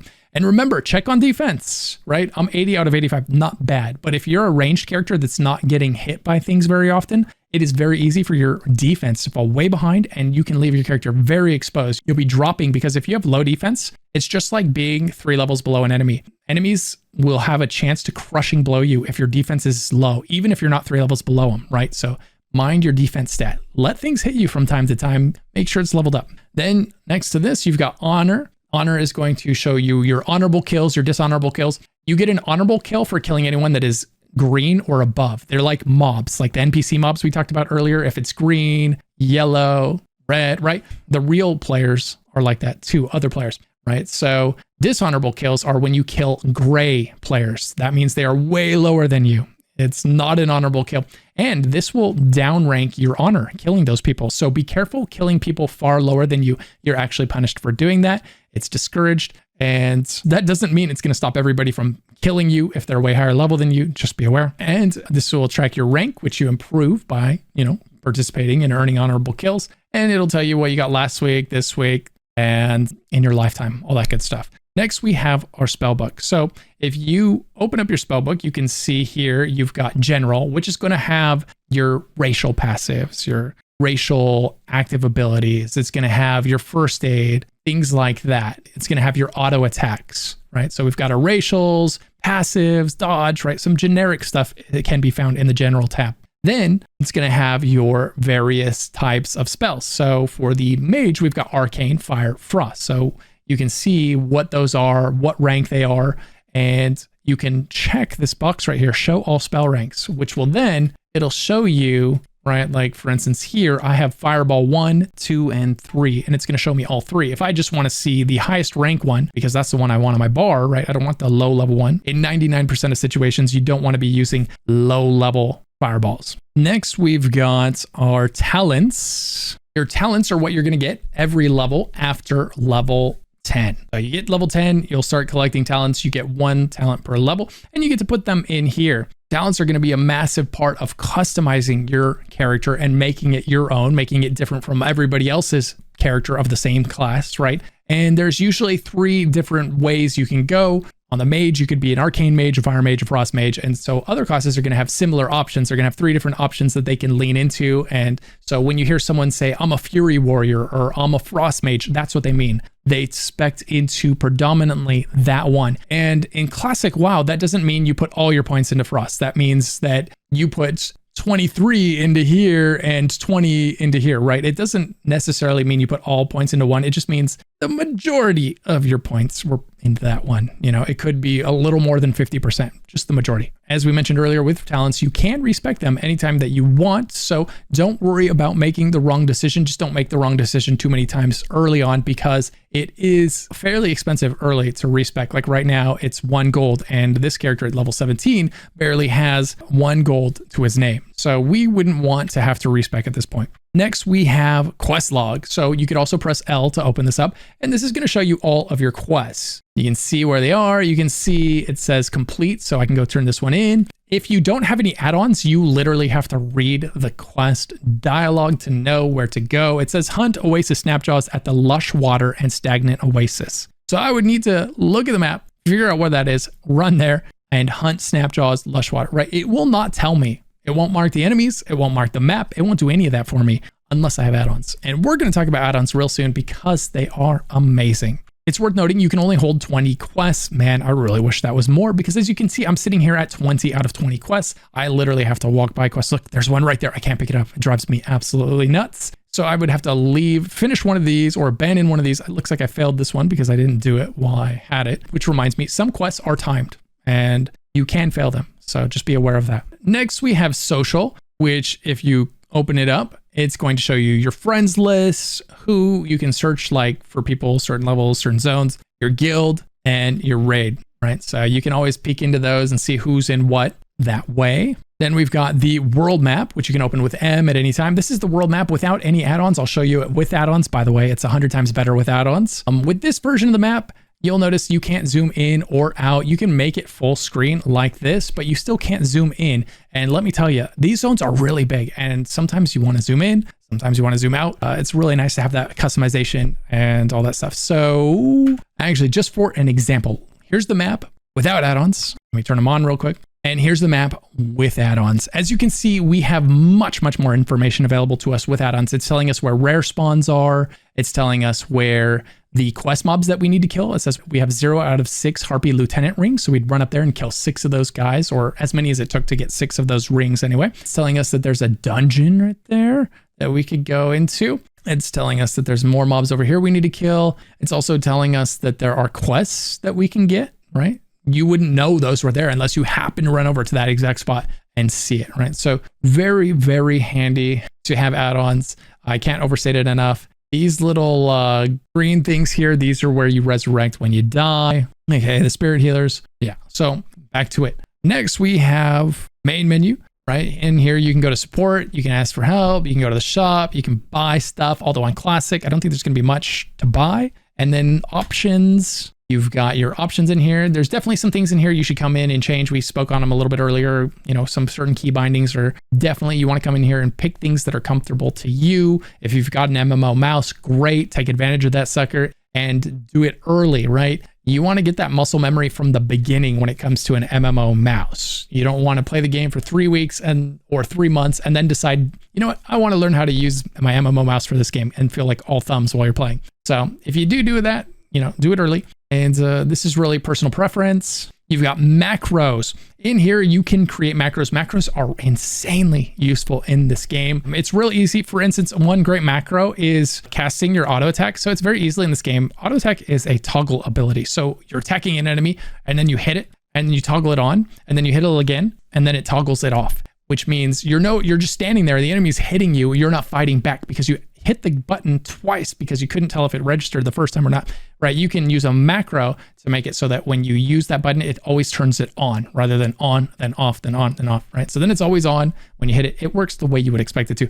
That's just one of a million macros, and different macros are incredibly useful based on which class you are, right? So it's not something I can really go over in this video because it really does depend on your class and your role and all that stuff. But just know after you've been playing the game for maybe a day or 2 or 3, don't wait too long because some of them you're going to find incredibly useful really early on. Just say classic macros for whatever class, you know, look that up online and you'll find some really good ones. I guarantee it. Most times they'll be on a web page. You can just copy and paste them into the game and boom, it's easy. It's really easy to set up. Don't be afraid of them. Then you've got log out. That's going to log you back out to your character select. Then you got exit game. That's going to, of course, close the game. And then you've got customer support where you can ask Blizzard for help. So that covers everything that is on screen. That covers your UI and what it all does. All right, next up, let's go over add-ons. Add-ons can be a huge, huge difference maker in this game. And I've kind of showed you a little bit of what they can do throughout this video. A couple times I stopped to show you just kind of a peek at one of the things that they can do and one of the things that I find really useful, you know, like putting symbols on the map, letting you zoom in on the map at all this kind of good stuff, letting you know where things are so that you're not, you know, wondering. Otherwise, this quest, go find this item, you would have to just kind of wander around here until you just happen to, oh, there it is, you know? It's a lot of work to play this game without the add-ons. If you want that level of immersion, you know, go for it. And then when you get tired of wandering around aimlessly, then, you know, come grab these add-ons. So here's the add-ons that I think are kind of must-haves, or these are my favorite ones at the very least. You can absolutely get more than these. You can get less than this, but here's a good starter pack, right? So one of the ones I absolutely love is going to be Auctionator. This is the one here that when you hover over an item in game, it's going to tell you what that item is worth on the auction house. So you know if you can just walk up to an NPC and vendor the item to get it out of your inventory the next time that you're in town, right? Otherwise, you constantly have that FOMO of, oh, this item looks cool. It's green or it's blue. Is it worth it? Is it worth a lot? Should I save it and sell it on the auction house? Well, no, you don't have to wonder. You can see what it's selling for on the auction house. In order to do that, though, you do need to go to the auction house, and in the bottom right of your screen, while the auction house is open, there will be the option to scan the auction house. And what it'll do is it'll quickly scan the whole auction house, see what everything's selling for, and then it has a database to tell you what everything is worth. But until you go to the auction house and scan it one time, it won't really work that way. It'll tell you what things vendor for, but it won't tell you what they're selling for on the auction house. Just a heads up. Next, we have Bagnon. Bagnon is just a great bag add-on. Just like the name would suggest, it makes it so that you can do things like, oh man, let's clean up my bags. It'll stack all the items that can be stacked. It'll rearrange it, try to keep it neat and orderly, put like items next to each other, all that kind of stuff. It's one of the most downloaded add-ons for a reason. It's a great one to have. The next really big one is probably going to be Deadly Boss Mods, DBM. This is one that's really useful for keeping you alive inside of group content, especially where bosses are going to have some pretty deadly mechanics. It'll warn you. It'll give you a heads up when something deadly is coming, when there's going to be a big AoE, or when there's some important thing you need to do to not die in front of everybody in your group. So this can be a really helpful one, especially for players learning how to play the game. Next, we have Details Damage Meter. Details Damage Meter is what's going to tell you how much damage you're doing, and it's going to tell you how much damage your group is doing so that you can see how good or bad you are at DPS in this game. It's a really useful tool for improving as a player. It's also a really useful tool for abusive players to utilize to be mean to other players, you know? So it's one of those double-edged swords in the game for sure. Next, we have GTFO. GTFO tells you when to GTFO. Basically, if you're standing in red, It'll warn you, an alert will come up. If you're underwater when you shouldn't be, if you're standing on a fire and you're taking damage from it, you'll hear a sound. It will tell you, because the game actually will let all of this happen without telling you. It won't make a single sound. Your character will just die, right? And so GTFO is good at making sure you're aware of the bad thing that is currently happening to you. Leatrix Maps is the one that makes my map so gosh darn pretty and useful and everything. It's just adding a lot of information on there for me, and it allows me to zoom in and zoom out. Leatrix Maps is just a great tool for making your map better and adding a ton of customizability to it as well. Plater nameplates is really nice. It can help you, it can give you some good information through character nameplates. Then there's Questy, which is arguably the most important add-on to have in the game, especially in Classic. Questy is so useful that it was essentially made part of the game in a future expansion, right? And that is, you know, showing you where to go to complete a quest, showing you where to go to turn in a quest, showing you where to go to accept a quest. All of this information is given to you in future versions of Warcraft, but in Classic, they didn't have it there yet. So this add-on gives you that functionality. This is what is telling me, hey, I can come here and collect 60 bristleback quillboar tusks. I can go here and do this quest by collecting 8 of the altered snapjaw shells, right? And that is Questy. It's also telling me that I have quests over here that I can pick up and what they are, what level they are. It says 19 in brackets. That means it's a level 19 quest. I can hold shift and it'll tell me what the rewards are. If I do it, 1,400 XP. It's like, oh man. So if you're wondering like, oh, there's a quest there, but is it something I want to do? Just hold shift and it tells you what you get for doing it. So a very, very, very handy add-on. Next, you have Rare Scanner. This is going to tell you where rare spawns are on the map. So rares in this game can be useful. They can give you some really good items and really valuable items and really valuable materials. And so that's what these big, you know, heads are here on the map. Those are rare spawns. You can hover over it and it tells you what their drop table is, what they might drop. So if you want a weapon that they drop, like, oh man, I really need that, or maybe a skinning thing or a dagger or whatever, like it'll tell you what it drops and then you can try to farm it. It'll also alert you when they spawn because they're rare mobs, right? Which means they're not there all the time. And when they're killed, it'll be a while before they come back again. So if you happen to be lucky enough to be around and it spawns, it'll tell you, you'll get a horn, it'll be like, da-da, and you run over to that area, you kill it, hopefully. Sometimes it's something that you can't kill by yourself. So feel free to take a friend to take it down if you have one available. Next, you got TomTom. TomTom is just really nice for giving you GPS coordinates. Right here, it tells you where you are. So some guides will say, oh, to find this item, go to these coordinates. And well, TomTom will display that information so you can see where you are relative to the coordinates given. And also when you're on the map, you know, and you're hovering over it, you can see right here, it says, you know, coordinates. So if you're looking for the coordinates that, you know, some quest guide is telling you to go to get the thing or the item or whatever, really useful. It also points you to your body. When you spawn, there'll be an arrow over your head saying, hey, your corpse is this way, start running, you moron. And you go ahead and you do that. Next, we've got Voice over Classic. This is one of my personal favorites. Again, this is going to make it so that when you pick up a quest, the game, well, I guess I should preface this with, the game doesn't really have voice acting for quests. And so whenever you go and you pick up a quest, it's just a wall of text that you have to read on your own. And so what did 99.999% of players do? They just hit accept and move on, right? No one wants to stop and read that crap in the middle of their journey. Who has the time for that? So this add-on makes it so that, let's see, options, audio, turn my sound on. And when we talk to him, hey, adventurer. I've been sent to the crossroads to watch over the land and take note of its happenings for my and we can accept it. One object and it'll keep reading it to us as we run. Insect-like creatures found to the south in the field of giants. We know little of the creatures, so that's super handy. You know, it gives you something to listen to as you run back over, like you're going to run here, this is a couple minute run. You can listen to the quest dialogue that you picked up and there's, you know, the lore, the story behind the quest. He explains what's going on, why he's sending you out there. And then you turn it in and he gives you some more stuff to listen to. And it's just a really nice addition to the game, especially when you're playing by yourself and you're kind of immersed in the world. Absolutely love that add-on. And that add-on again is called Voice over Classic. Next, we have Weak Auras. This is a nice one to have. It does a whole bunch of stuff. Just know that it's a really useful one to have. And it's got some nice companion add-ons that you can grab with it. That's one you can grab when you want or when you need it. You'll probably end up grabbing it at some point. But those are the ones that I personally love. Now, there are 100 more add-ons that are really nice, really useful. You can go into CurseForge. By the way you get all your add-ons, you just download an app called CurseForge, and then you browse sorting by classic, right? Make sure you sort by classic, so you're downloading classic add-ons while you play classic. And then it's not a bad idea to just sort by, top, the sort by the ones with the most downloads. So you've got this one here with 454 million downloads, Deadly Boss Mods, right? That was one we talked about. A really good add-on to have. Raider, right? When you start getting into raiding, really good one to have. Details, that's the damage meter, really good one to have. So all of these are really good to have add-ons, and highly recommend you grab them when you get the opportunity to do so. And then after you do add them, make sure that you come into your add-ons and make sure that you tell it you want to load out-of-date add-ons, and make sure that you enable them all after you download them. Otherwise, they're not going to do anything.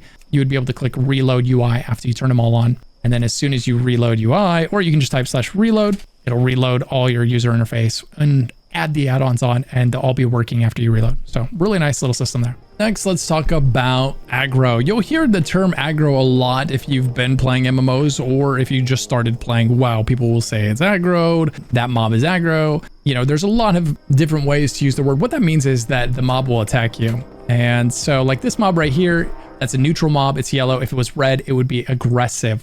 Aggro is short for aggressive. And you have aggro if you have the most threat. So that means the mob is targeting you if you're aggroed. Or if it's aggroed on you, that means you are targeted. So typically you want your tank to have aggro. You want the tank to be the one with the highest threat level. So how do you accidentally strip aggro from the tank? Well, that's by doing too much damage, pretty much. So every 1 damage you do gives you 1 point of threat. Every 1 point of healing you give out gives you half a point of threat. So if a healer heals you for 500 health, he's getting 250 threat. If you deal 500 damage, you're getting 500 threat. This is why it's important to let your tank attack something first, let it get a little bit of threat accrued, right? Because it'll hit the enemy for 100 damage, that's 100 threat. Hit it for another 100 damage, that's another 100 threat, right? And so you let it get a nice little buildup of threat before you start unloading on that enemy. Because if you pass your tank by 10%, so if your tank has 200 threat and you get to 220 threat, you're going to strip aggro from the tank. To overtake someone else in aggro, you need to have 10% more threat than them, unless you're ranged. And then you need 30% more threat than them, right? So there's a little extra lenience given to like the ranged characters, because if they get threat, they are instantly deleted. So there's going to be 2 reasons that you end up with aggro. There's going to be 2 reasons that you have more threat than your tank. And one is because your tank's bad, or he's at least worse than you, right? The tank's not good. Or the second is because you're bad and you're not paying attention. So sometimes it's really important to let the tank build up threat, and also to attack the things that the tank is attacking. So if the tank has aggro on multiple mobs and he's hitting one of them in particular, you're generally going to want to attack the same mob that the tank is attacking, because he's building up threat on that mob. If you start attacking the other mobs that he's not currently attacking that he has threat on, you're going to grab threat on those mobs really quickly, because each mob has its own threat table that it's tracking, right? So if you attack the things the tank's not attacking, you're going to get threat from that mob. That's going to be your fault. If you attack before the tank, you're going to have threat. That's your fault. If you are unloading all your cooldowns before your tank has a chance to get hold of the threat table, that's your fault, right? So it's a team effort making sure that the tank holds aggro on all the mobs. It's his job to make sure that he's doing enough damage and enough things to maintain the threat. And it's your job to make sure that you're not passing him. Which kind of leads us into group content in World of Warcraft. So there's 2 or 3 types of group content, depending on how you want to look at it. You've got dungeons, raids, and then, PvP, if you want to consider that group content. Dungeons are going to consist of groups of 1 tank, 1 healer, and 3 DPS. Typically, you're going to want to take 3 DPS that are looking for different weights and armor, right? You don't want to take a group where everybody's looking for plate or everybody's looking for leather. It's because then when you kill a boss and he drops a piece of leather, no one's going to need it. And he drops the plate and everybody's going to need it, right? And so you're leaving that dungeon with hardly anybody getting what they went in there for. Only one person can win each role. So that's why it's best to try to diversify your group. If you're putting a group together, if you and your friends are planning to play together, try not to all go cloth. Try not to all go leather, right? Try to have 1 person in cloth, 1 person in leather, 1 person in plate. And this way, whenever you get a really cool item, you can hand it off to your friend and they can hand really cool items off to you, and you'll all gear up much faster that way. When it comes to forming groups for group content, what you're going to have to do is use trade chat and general chat. There are no group finders in WoW Classic. For better or worse, that's not a thing yet. So get comfortable with looking in chat. It's also, I highly recommend it, joining a guild for WoW Classic. This was kind of the pinnacle of group activities in WoW. This is before there was any group finders, before you could just log in, hit a button, and then be magically paired with a few people that you don't know and you'll never talk to now or again. So that doesn't exist yet. Now you have to form relationships, form bonds, talk to people, invite them to your group, and you know, they invite you, all that good stuff. So enjoy that, marinate in it, join a guild. That's what WoW Classic is about. Plus, being in a guild is going to help a lot for making sure you're able to do raids consistently every week without like just hoping you magically find a group of people that is going to be running one. Also, guilds are going to have a much higher chance of actually successfully running those raids. Anyone that's run a raid with a bunch of random people knows exactly how that tends to go. Another really important thing to know about dungeons is before you enter a dungeon, every dungeon has multiple quests that you can pick up before heading into it. And so, for instance, the first dungeon has quests that you can start doing at level 9. So find out what those are, where they're at, and do the ones for your faction's dungeon sooner than later. Make sure you have those done before you go to do that dungeon around like level 15 or so. Those quests are going to give you great rewards, tons of XP, currency, and items. Dungeon quests are incredibly rewarding. So anytime you're going to run a dungeon, make sure to grab the quest first. It is worth the hassle, I promise you. You'll kick yourself in the butt if you don't. And make sure to start those quests well before the level of the dungeon, because there can be a few of them and it can take a while. When it comes to raids, there's some hard truth that you should be aware of. Raids in WoW Classic are not the easiest thing in the world until your group has the gear and you've got the raid on farm. And so what that means is people are going to likely expect you to have pre-raid BIS, or what is known as pre-raid best in slot. So if you're trying to get into a raid group to go and kill a raid, especially before everyone has got all the gear in there and everybody's, you know, kind of got the raid on farm, in order to carry your own weight, you should have gone out and looked for your pre-raid BIS. What is your pre-raid BIS? Well, there's a fantastic website called wowhead.com, and it will tell you what your pre-raid BIS is for your class, for your spec. You can just look at the items and it'll say, here's this one and here's where you get it. Here's your next item and here's where you get it, right? And it gives you a nice laundry list of things to do. This is also going to keep you busy. So you'll never be aimless in WoW while you're leveling or while you're preparing for raids or while you're raiding, right? It's going to take a while before you run out of things to do. And that's a good thing. If you and your group don't have enough of your pre-raid BIS, it's very likely that you will fail the raid. Now let's circle back to guilds. Join one. That's my biggest piece of advice for guilds. For all the reasons I previously stated, right? It's a group game. It really is. It doesn't have group finders yet. Guilds are very important. So you're going to want to join a guild or create a guild if you want to manage that. You know, creating a guild and being the leader of a guild is a bit of a headache. If you've ever run one, you know exactly how much that's true. And there is nothing wrong with just joining a guild and being one of the guys. You know, it's a lot of fun. Or one of the girls, you know, it's 2023. There's a lot of girl gamers out there. Hey, shout out. So have fun, join a guild, join a group of people, and get in those discords, start running those weekly raids, right? It's going to be a lot of fun. You really will have the best experience possible if you're in a guild. If you really don't want to join a guild, there's plenty of this game that you can play through solo. You're not going to be able to do raids, of course, but you will be able to, you know, solo level all the way up to max level, and you'll be able to do everything except for the group content. Next up, let's talk about something called a rotation. This game, and any MMO really, has something called a rotation, and that is the order that you cast your abilities in on your class. Now, I can't tell you what your rotation is because every spec has a different rotation. Not every class, every spec. So there's at least 3 different rotations per class. There's 9 classes, so that's at least 18 different rotations in the game, and that's subject to change based on your gear, your items, your level, your talents, right? All these factors can manipulate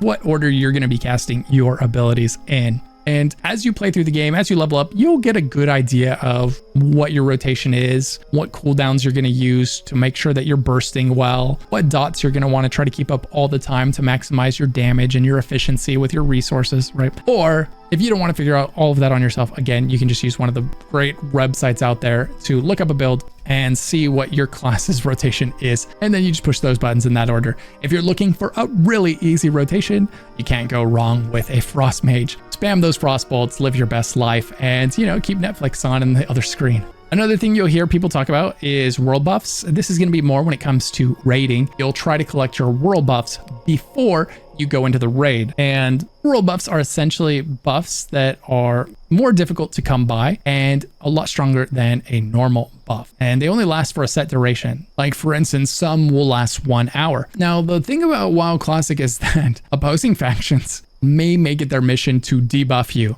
to purge you of your buffs as soon as you go and get those world buffs. So just be aware that there is some foul play and stuff like that involved with collecting world buffs, and it can get kind of nasty and it can get really frustrating. And some people, they just like to kick over other people's sandcastles. So world buffs are one of those things that when it comes time for you to collect them, if you don't know what they are yet, make sure you're in a guild. Your guild will likely host an activity where everybody goes and they get their world buffs. It's going to involve traveling to a lot of different places scattered all over the world and then teleporting and being summoned to other places so you can get those buffs, right? Because they only last for a short duration. So you want to grab them and then log out of that character so that they're not ticking down before you get inside of the raid. It's a whole ordeal. It's a bit of work, but it's not that bad once you know how to do it, and your guild will tell you how to do it. They'll help you with it. All right, now let's talk about mounts and how mounts work in WoW Classic. It's a bit of a process to get your mount in WoW Classic, and it doesn't happen until 40. So get comfortable with all of the other modes of transportation, especially walking. The first thing you're gonna do when you do get to 40 is come to a riding instructor, and you're gonna learn how to ride your mount. You're gonna have to go to the one for your race. So Undead will go to the Undead, Orc will go to the Orc. However, if I wanted to, instead of riding the Undead steed, I wanted to ride like the Orc one, I could do that, but I would have to get exalted with the Orcs, and then I could talk to their instructor, and then I could buy their mount and learn how to ride it, right? So for now, I don't have exalted there, so I would come here because I'm Undead. I would come to the Undead person, and I would learn how to ride a horse. For right now, it's 18 gold for this character. And then the hard part is I would also have to buy a mount. It starts out at 20 gold to learn how to ride, and then 80 gold for your mount, and that can be discounted. So right now in this character, it's down to 72 to purchase this mount. So that's a total of 90 gold to get a mount and to ride it. And at level 40, 90 is a ton of gold. So definitely, kind of do your preparation as you're working your way up to 40 so that as soon as you hit 40, you can get that mount, because trust me, you want it. Now, when you do get the mount, it's going to increase your movement speed by 60%. That is massive. That's a massive speed increase. That's going to get you around this great big world of Azeroth a lot faster, 60% faster, in fact. And it doesn't stop there, fortunately. You can also, at level 60, you can buy the epic mounts, which are going to give you 100% increased move speed instead of 60% increase. So that's even faster, but it is 1,000 gold or 900 after discount. Let's talk about discounts. You can get your mount discounted for getting to PvP rank 3. That's a 10% discount. You can also get your rep to honored for that faction for another 10% discount. So I do have honored with the Undercity, and as a result, I get 10% off my mount, which is fantastic. That's saving me 100 gold on that epic one. And if I go ahead and get PvP to rank 3, I could take that 900 to 800 gold, right? Huge savings for just doing those two little things. So definitely something to consider when it comes time to buy your mount. Get PvP rank 3 for 10% off and get honored with your faction that you're going to be buying your mount from, which is most likely going to be the same as your race, unless you're going to take all the way to exalted to get one for like the Orcs when you're Undead or something.